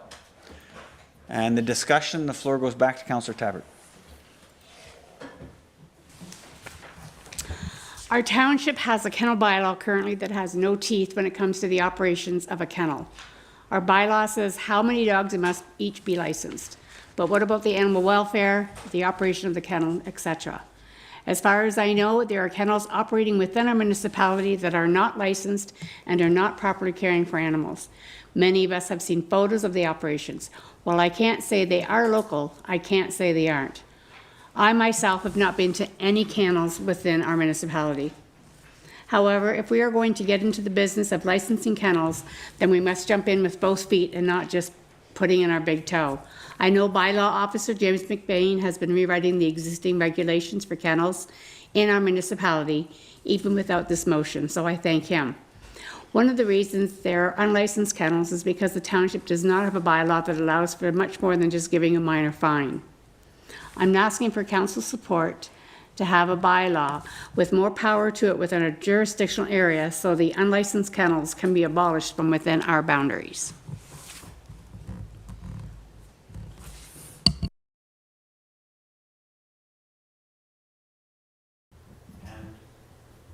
Thank you, Councillor Tabbert.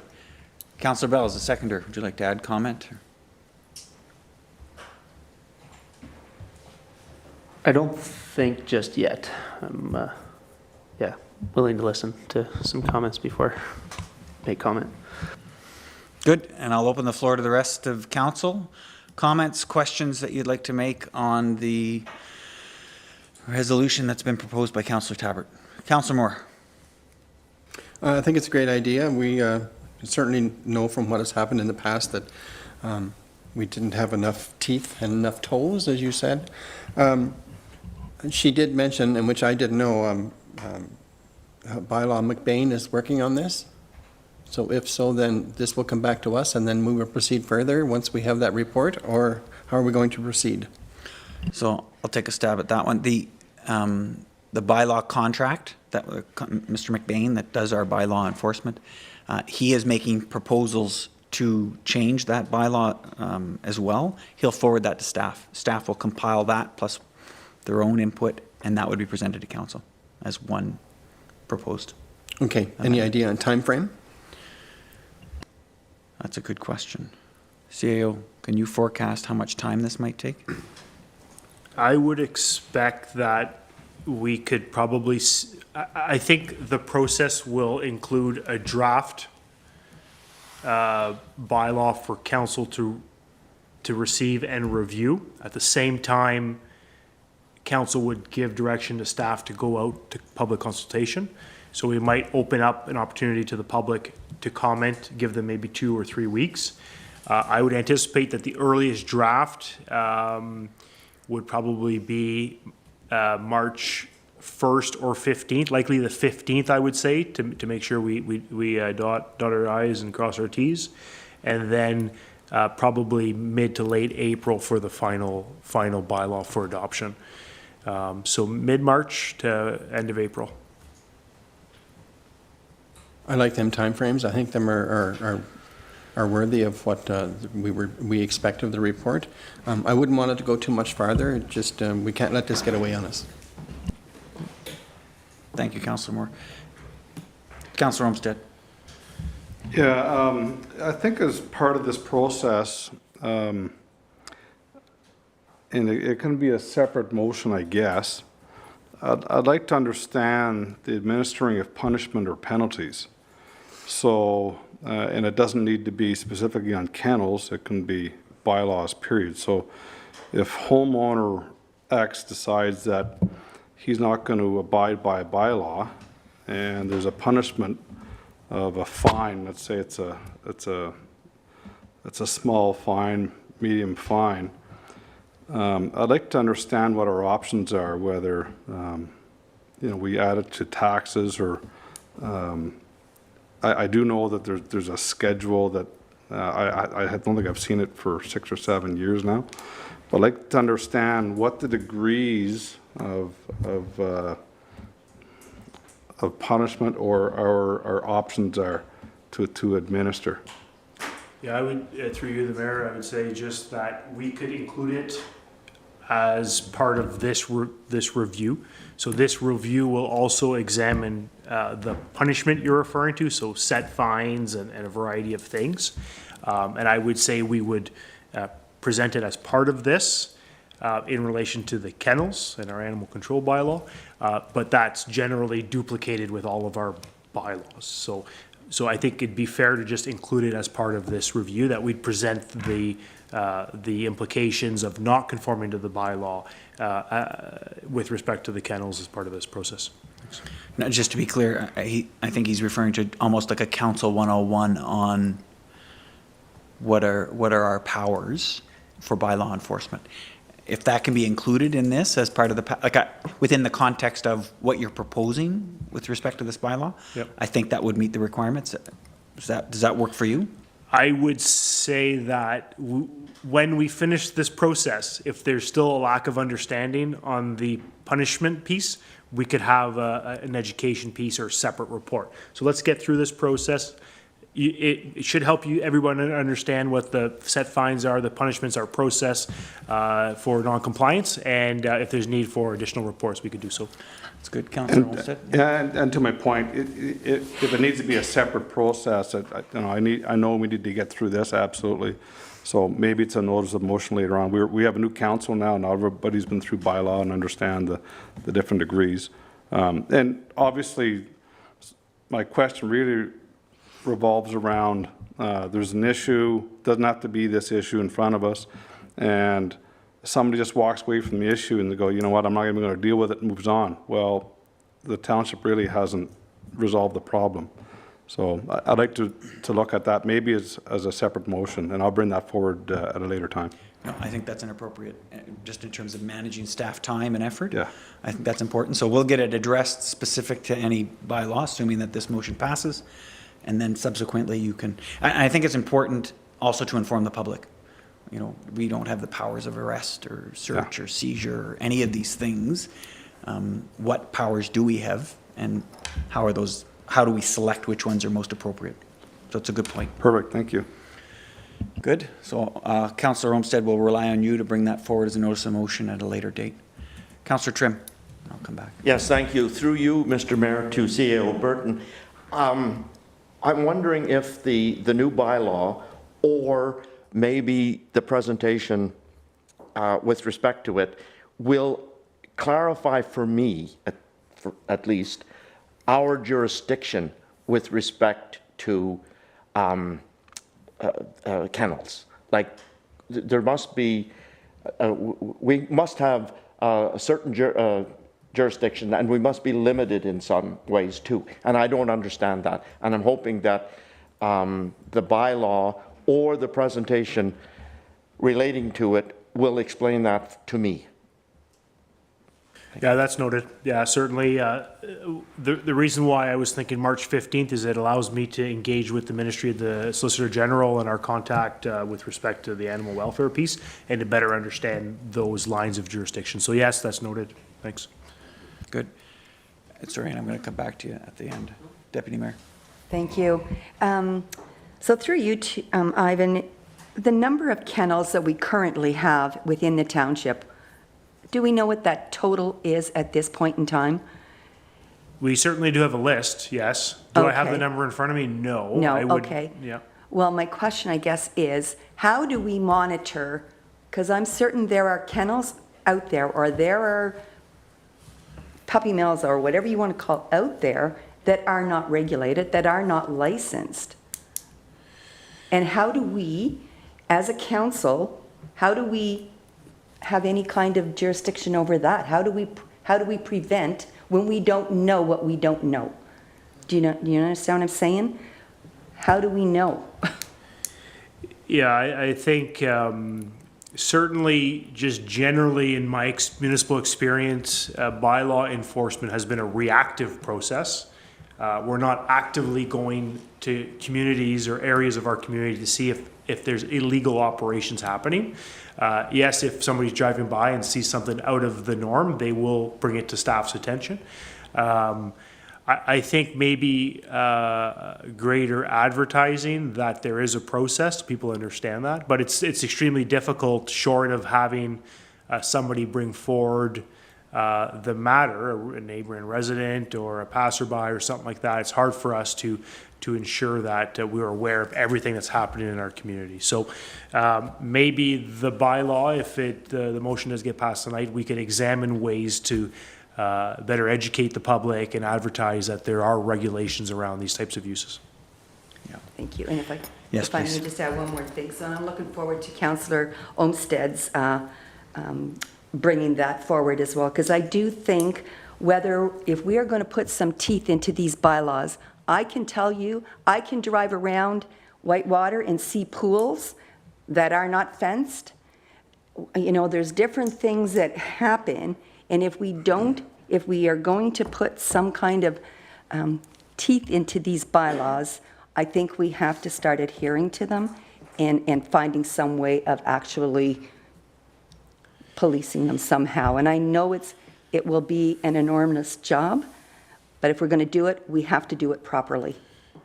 Yeah, certainly. I think as staff work with sort of MLES and other organizations to modify the bylaws, should the motion be passed, the report that would come back to council with the draft bylaw will indicate what are the financial impacts to passing the bylaw. So if you want to have more teeth, as you call it, or more monitoring or more supervision, then there's potentially a cost associated with that. And that's something we could work out with our current contractor to get a full sense of it. But certainly, certainly having bylaws puts an obligation on the township to administer them and enforce them. So yes, that there is an obligation around that. Yes, thanks. And just to be clear, sorry, I'm going to go back, Councillor Bell first and Councillor Trimm. Just to be clear, CAO, right now, our bylaw enforcement is complaint-based. We react to complaints, reactive, correct? Yes?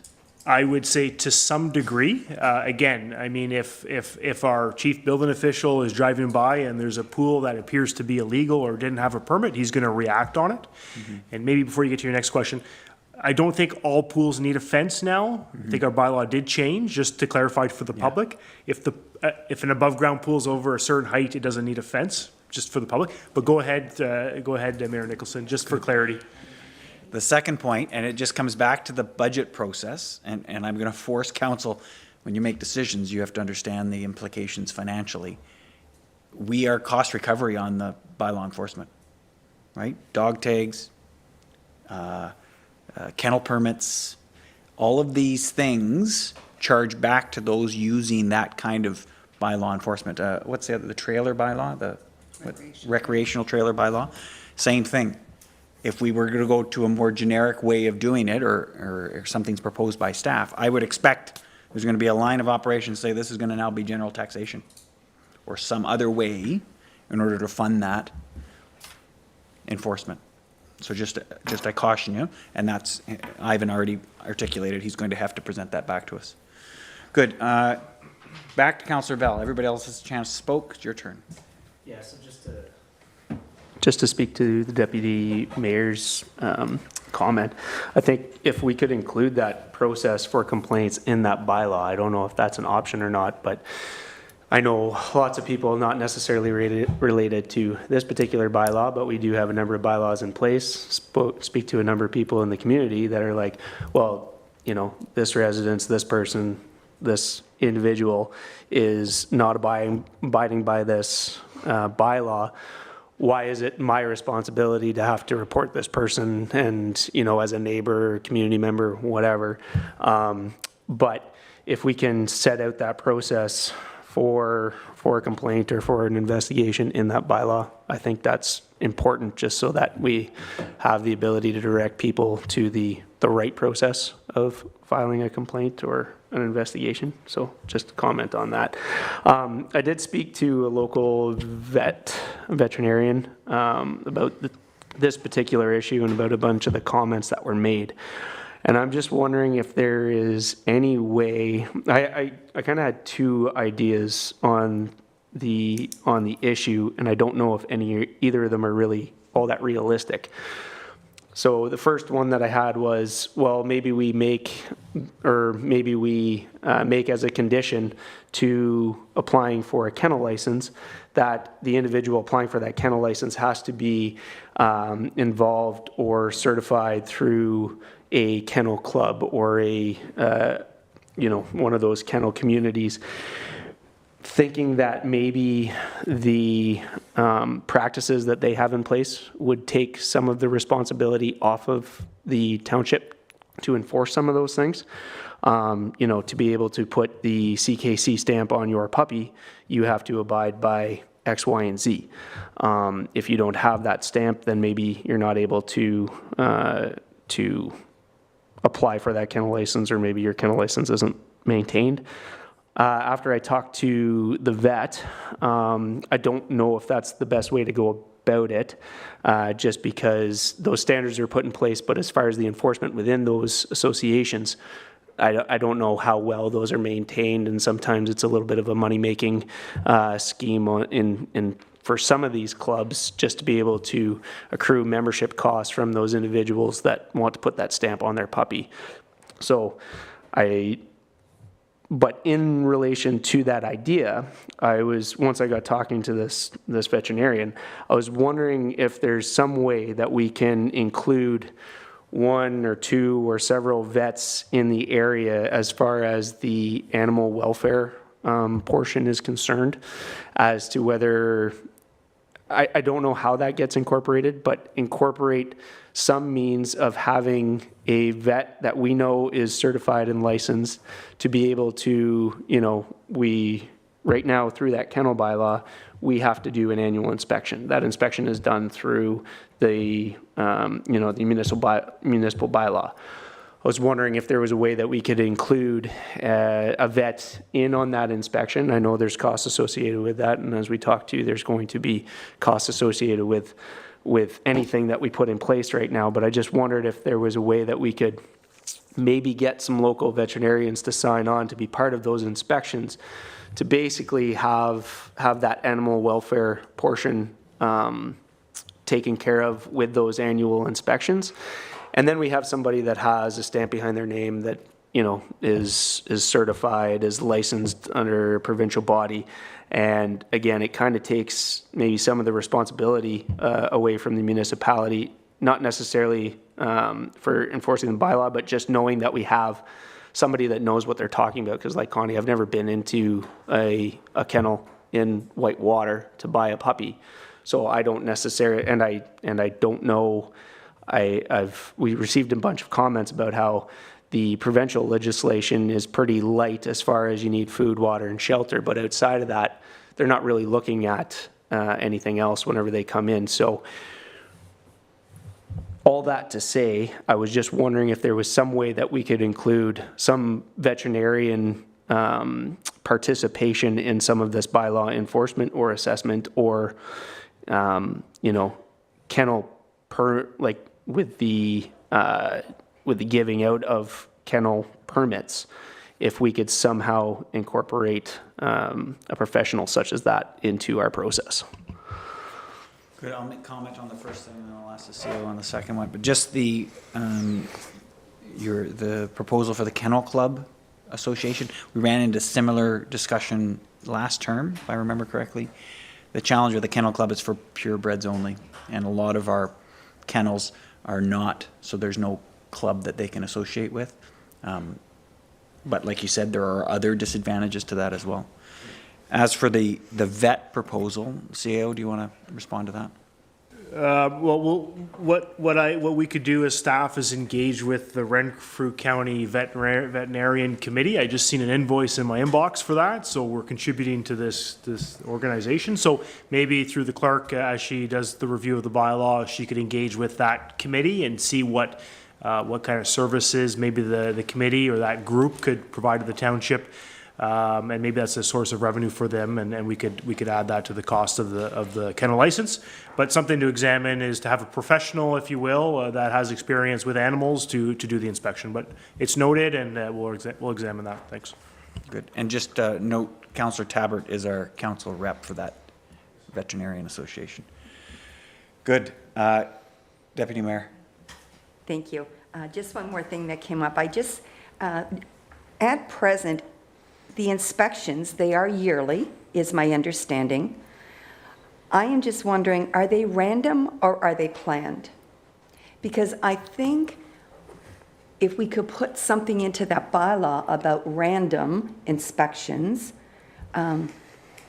could maybe help a little bit there instead of a planned inspection. Because if it's planned, you're going to be on your best behavior. You're going to have the best cleaned out. If it's random, you have that opportunity.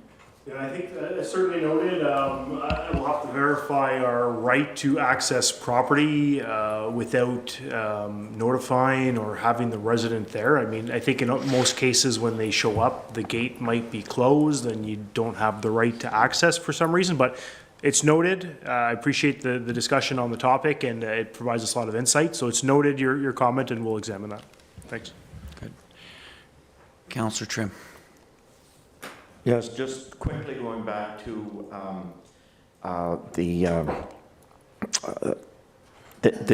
fact that our bylaws are complaint-driven by and large.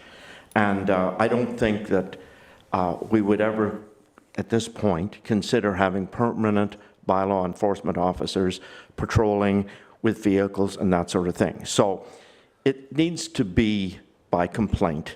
And as part of the education part that CEO Burton was mentioning before, perhaps we could remind people that their complaints are completely confidential, and that if they feel very strongly about something, they can feel confident that they can complain to us, and it would remain confidential. I think that should be articulated and stressed, because otherwise, there isn't any other option. Thank you. Thanks, Councillor Trimm. And I think that aligns with Councillor Bell's recommendation to just outline how you make a complaint and what are the conditions around that. Does that make sense, CAO? Yes, certainly noted. And confidential and anonymous are two different things for the general public. So anonymous is nobody signing the piece of paper. Generally, we don't accept anonymous complaints. Certainly, we'll review what's on the sheet, but certainly the confidentiality is one that the township promotes themselves on in our strategic plan, and any complaints are held in confidence with respect to the name and who's made the complaint or the concern. Thanks. Perfect. Now, I just sorry. No, and I have to. I saw your hand, and I just want to make it clear. It's not a public meeting, and just so the public that's listening, if it was, we would advertise that and make it available for everyone and not just those people that happen to be here. So I have to ask you to hold your comments for another time. Good. Councillor Moore. Just wanted to add on that complaint-driven, whether it be confidential or not. I had an experience last term where somebody complained about something, and I took it to Mr. McBain, and he wouldn't proceed unless I gave a name. So I did, begrudgingly. But now I'd certainly like confirmation on that, whether it is someone can remain anonymous even though the complaint came to me personally, rather than have it put in paper. Good. What we'll do is that one's just, we'll get you to touch base offline with the CAO and the clerk on that specific example. And if there is something that comes of it that can bring back to council, we can do so at that time. Good. Is there any other comments or questions related to this? Okay. The only other consideration I'll ask staff before, that I would want to have considered it is just when we talk about kennel policies, right now that policy is 4 or more dogs. What if someone has 3 dogs and is raising puppies? That type of question, we have to be prepared in our own mind. You can't have one set of standards that apply for this one circumstance, and then it's okay what you do with the dogs if there's 3 of them. So it's just another layer of complication that the staff have to consider when they're coming back to us with their proposal. That level of jurisdiction, that complexity has to be included. Okay, good. If there's, yes, Councillor Tabbert. There's also complexity of the different types of kennels too, because there's boarding kennels, breeding kennels, whatever else there is. So, I mean, we're getting into a whole can of worms here, but I think that, Yep, it is a complex issue. yes. Good. I saw the CEO take note of your comments, so that's excellent. Any other final things? We will have a draft that comes back, hopefully mid-March. There'll be an opportunity for additional comment at that time. Good. So we will call for a vote at this point. All those in favor? And the motion is carried. Thank you. Good. Item number 7.2, which is septage spreading. And for the members of the public that don't understand what septage is, it's the waste that comes out of your septic tank. Okay, so septage spreading. Councillor Joey Trimm has put forth the following recommendation to council. Whereas the province of Ontario, in conjunction with upper tier and lower tier municipalities, govern and license hauled sewage spreading sites, and whereas licensed hauled sewage spreading sites are not permitted to accept waste during the winter months, and as such, waste is diverted to regional sewage treatment plants for processing. Whereas the Township of Whitewater Region received a request from a local hauled sewage business for the township to examine opportunities to accept the septage waste in the Cobden wastewater treatment plant. Therefore, be it resolved that the Council of the Township of Whitewater Region directs staff to prepare a report to Council regarding the implications and anticipated cost of allowing septage at the Cobden wastewater treatment plant. Councillor Trimm, I'll take you as the mover. And do I have a seconder? Councillor Moore.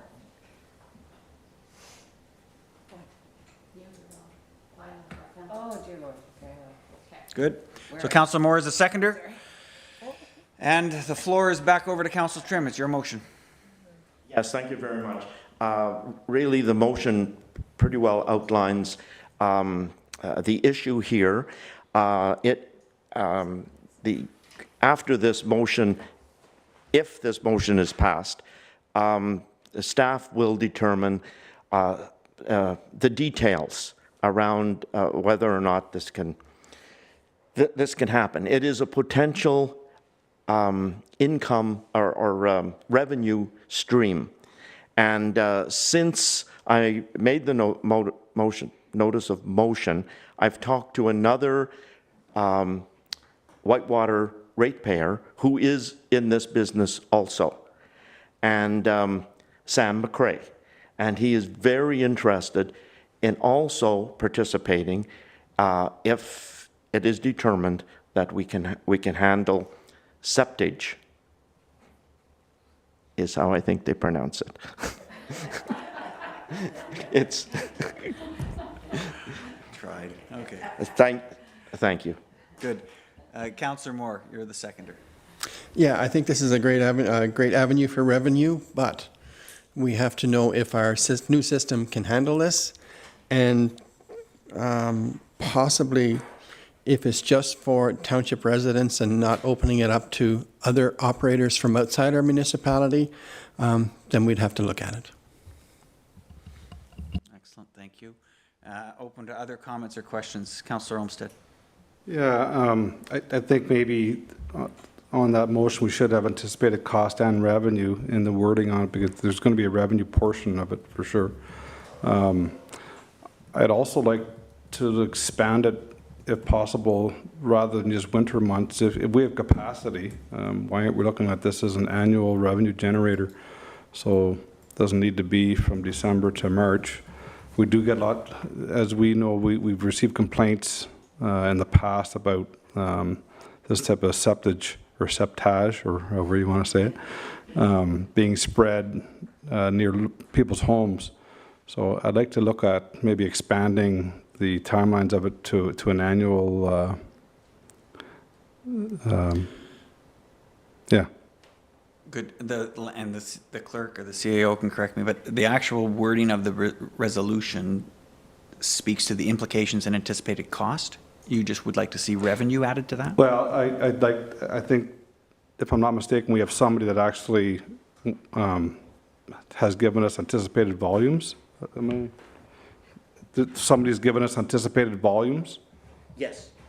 So, yeah, if we know what the volumes are going to be and what type of charges, so this is going to be a revenue generator for the township, right? So I'd like to understand what type of revenue we're going to receive from said hauler. Perfect. So I'm going to pause it there. What I believe you're saying is let's make an amendment to the motion. Yeah. So we will deal with the amendment to the motion, then we'll come back to the actual motion. So how exactly would you like it amended? So just at the very end where it says implications and cost, anticipated cost of allowing septage at the carbon wastewater treatment plant, I think as part of that motion, we should understand what the revenue portion is going to be as well. So if we said regarding the implications and anticipated cost and revenues of allowing septage? Yeah. At the Cobden wastewater. Okay, good. So you'll be the mover for that amendment. Is there a seconder for that amendment? Councillor Moore, is there any discussion with respect to that amendment? Yes. I think the way you had it worded, I'd like to see it reversed. I'd like to see revenue and costs. So hopefully your costs will fit into your revenue as opposed to the other way around where... You're going to make me pull out my Robert's Rule of Order. Yep. Mover, are you okay if we reverse cost and revenue? I am perfectly fine with it. Excellent. So we've been modified by the mover and the seconder. It's revenue and then cost. Any other discussion? No. All those in favor of this amendment, please. Amendment's carried. Good. Back to the original discussion. Is there anything else, Councillor? No. Good. Anybody else? Any questions or comments? Yes, Councillor Bell. Yeah, I just want to say I 100% agree if we can turn this into an annual thing, because as Councillor Olmsted commented on, it was something that I received multiple comments on a few months ago with residents and the spreading in close to residential areas throughout the summer months. So yeah, if we can try to make that an annual thing, if our systems can handle it, I don't see why that would be an issue. Perfect. Thank you, Councillor Bell. Councillor Tabbert.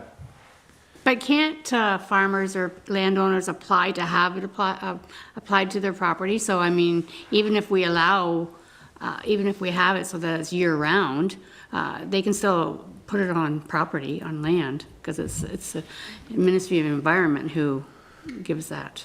That's right. There's a specific licensing process. Yes, there is. And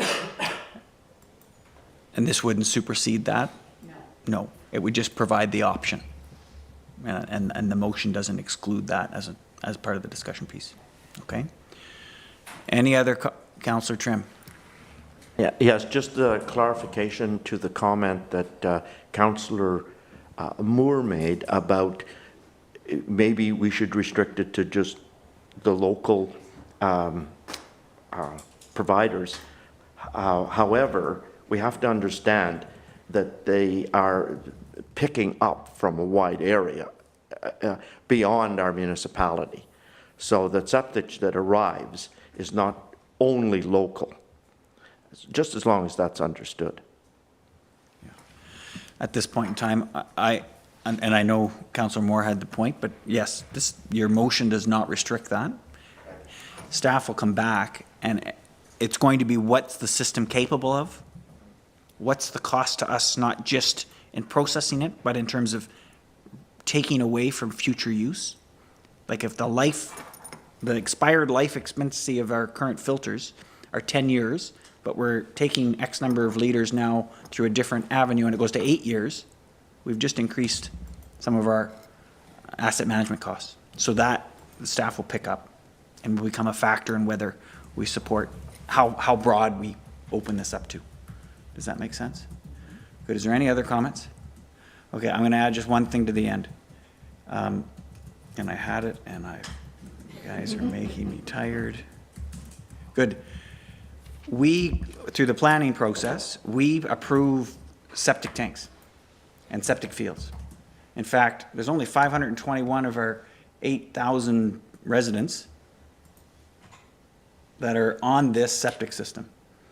So we have 7,500 people's worth of septage being produced, and no current plan to deal with it other than the Ministry of Environment, Conservation and Parks approval for spreading.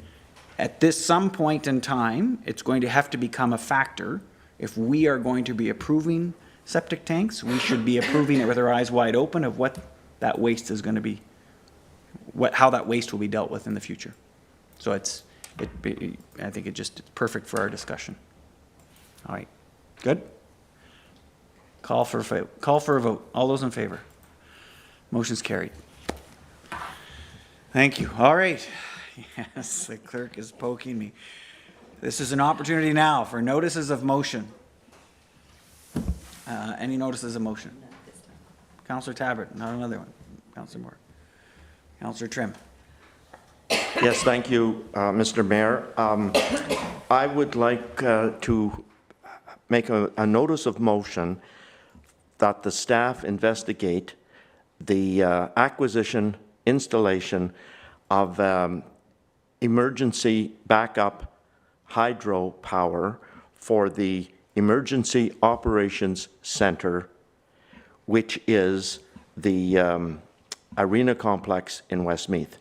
It is the only one in our municipality. It has been officially designated, and it does not have emergency backup power. And that was brought to my attention again weekend ago when the power was out. And there was a function going on at the arena at that time. And fortunately, it didn't really disrupt much. The power was off for such a short period of time. But I think that we should be looking into providing emergency power at that facility, not only for the winter months, but we don't have any cooling centers in the summer either. I know that this center is not located strategically centrally in the municipality, but it's the only one we have. And I'm thinking that we should discuss this and get a report from staff if when the motion comes forward, the council agree, and that we consider it for the next budget. Thank you. Perfect. If I can ask you to prepare that motion with the clerk for the most appropriate time when the agenda is available. Councillor Olmsted? Yeah, I'll work with the clerk on notice of motion for the compliance portion of bylaws at a later date. Perfect. Thank you. And Councillor Bell? It's good. Just to remind staff, reports from staff, we can request them. I would expect that staff will tell us the appropriate timelines based on staff availability to get reports done. I don't want to congest or take away from other important work, but that would be feedback that staff will give us to make sure that we're not overloading them in the wrong time. Fair? Good. Notices of motions are complete. Adoptions of the minutes. 8.1, February 1st, regular council meeting. recommendation is the Council of Township of Whitewater Region approve the regular and closed session minutes of February 1st, 2023, understanding that the closed session minutes remain confidential. Mover and a seconder? Good. Councillor Moore, Councillor Trimm. Any discussion? No, we'll call for a vote. All those in favor? And motion's carried. 8.2, special council meeting of 8th of February. Recommendations that the Council of Township of Whitewater Region approve the special minutes of February 1st, 2023. Can I get a... It's actually February 8th, this special meeting, so if we can, Great. So a clerical error on that recommendation. Special minutes of February 8th, 2023. Mover and a seconder, please. Councillor Olmsted, seconded by Councillor Moore. Any discussion? No. All those in favor? Motion's carried. Correspondence, item 9. There's no correspondence today. no. Item number 10, bylaws.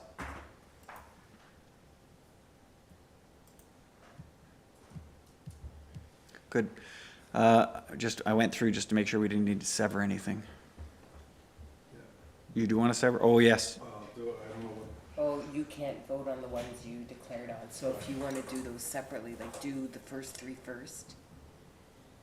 Or the first, Can you clarify which ones he's declared on, please? Just, either one, there's only one, okay. So, I need a motion from the floor to sever, the 4th bylaw, 2302-1577. Can I get a mover? Councillor Trimm, seconded by Councillor Tabbert. All those in favor? And sorry, unless I'm mistaken, I don't see the second Hubert one on there. Because it was denied. Oh, okay, good. Yeah. That was out of- Okay. She's kicking me Yeah, under the sorry, table. okay. It's perfect. if we can, maybe if you want to just pass the first, Probably should have your... And then- if we can pass all the bylaws except for the Hubert one, because Councillor Olmsted declared he'll have to leave, so that we can vote on that. Absolutely. Okay. Great. And just to be clear, you guys just severed that 4th bylaw from this motion. So the recommendation is, be it resolved that the bylaws listed on February 15th, 2023 agenda, less the one we severed, be taken as read and passed. Can I get a mover and seconder, please? Councillor Trimm, Deputy Mayor. Any discussion? All those in favor? Motion is carried. We'll come back to the severed portion. Yeah, you can just step out. Recommendation is, be it resolved that the bylaw 23-02-1577, the ZBLA for Hubert, dated today, February 15th, be taken as read and passed. Can I get a mover and a seconder, please? Councillor Tabbert, Councillor Bell, and any discussion? All those in favor? Motion is carried. Thank you. Item number 11 is a closed session to deal with the CN lands. The recommendations of the Council of Township of Whitewater Region move into closed session at 7:05 p.m. as permitted under Section 9 of the procedural bylaw to discuss a proposed or pending acquisition or disposition of land by the municipality or local board. Can I get a mover and a seconder, please? Moved by Councillor Moore, seconded by the Deputy Mayor. Any discussion? All those in favor? Motion's carried. So we'll just take a short break until we can prepare to go into close.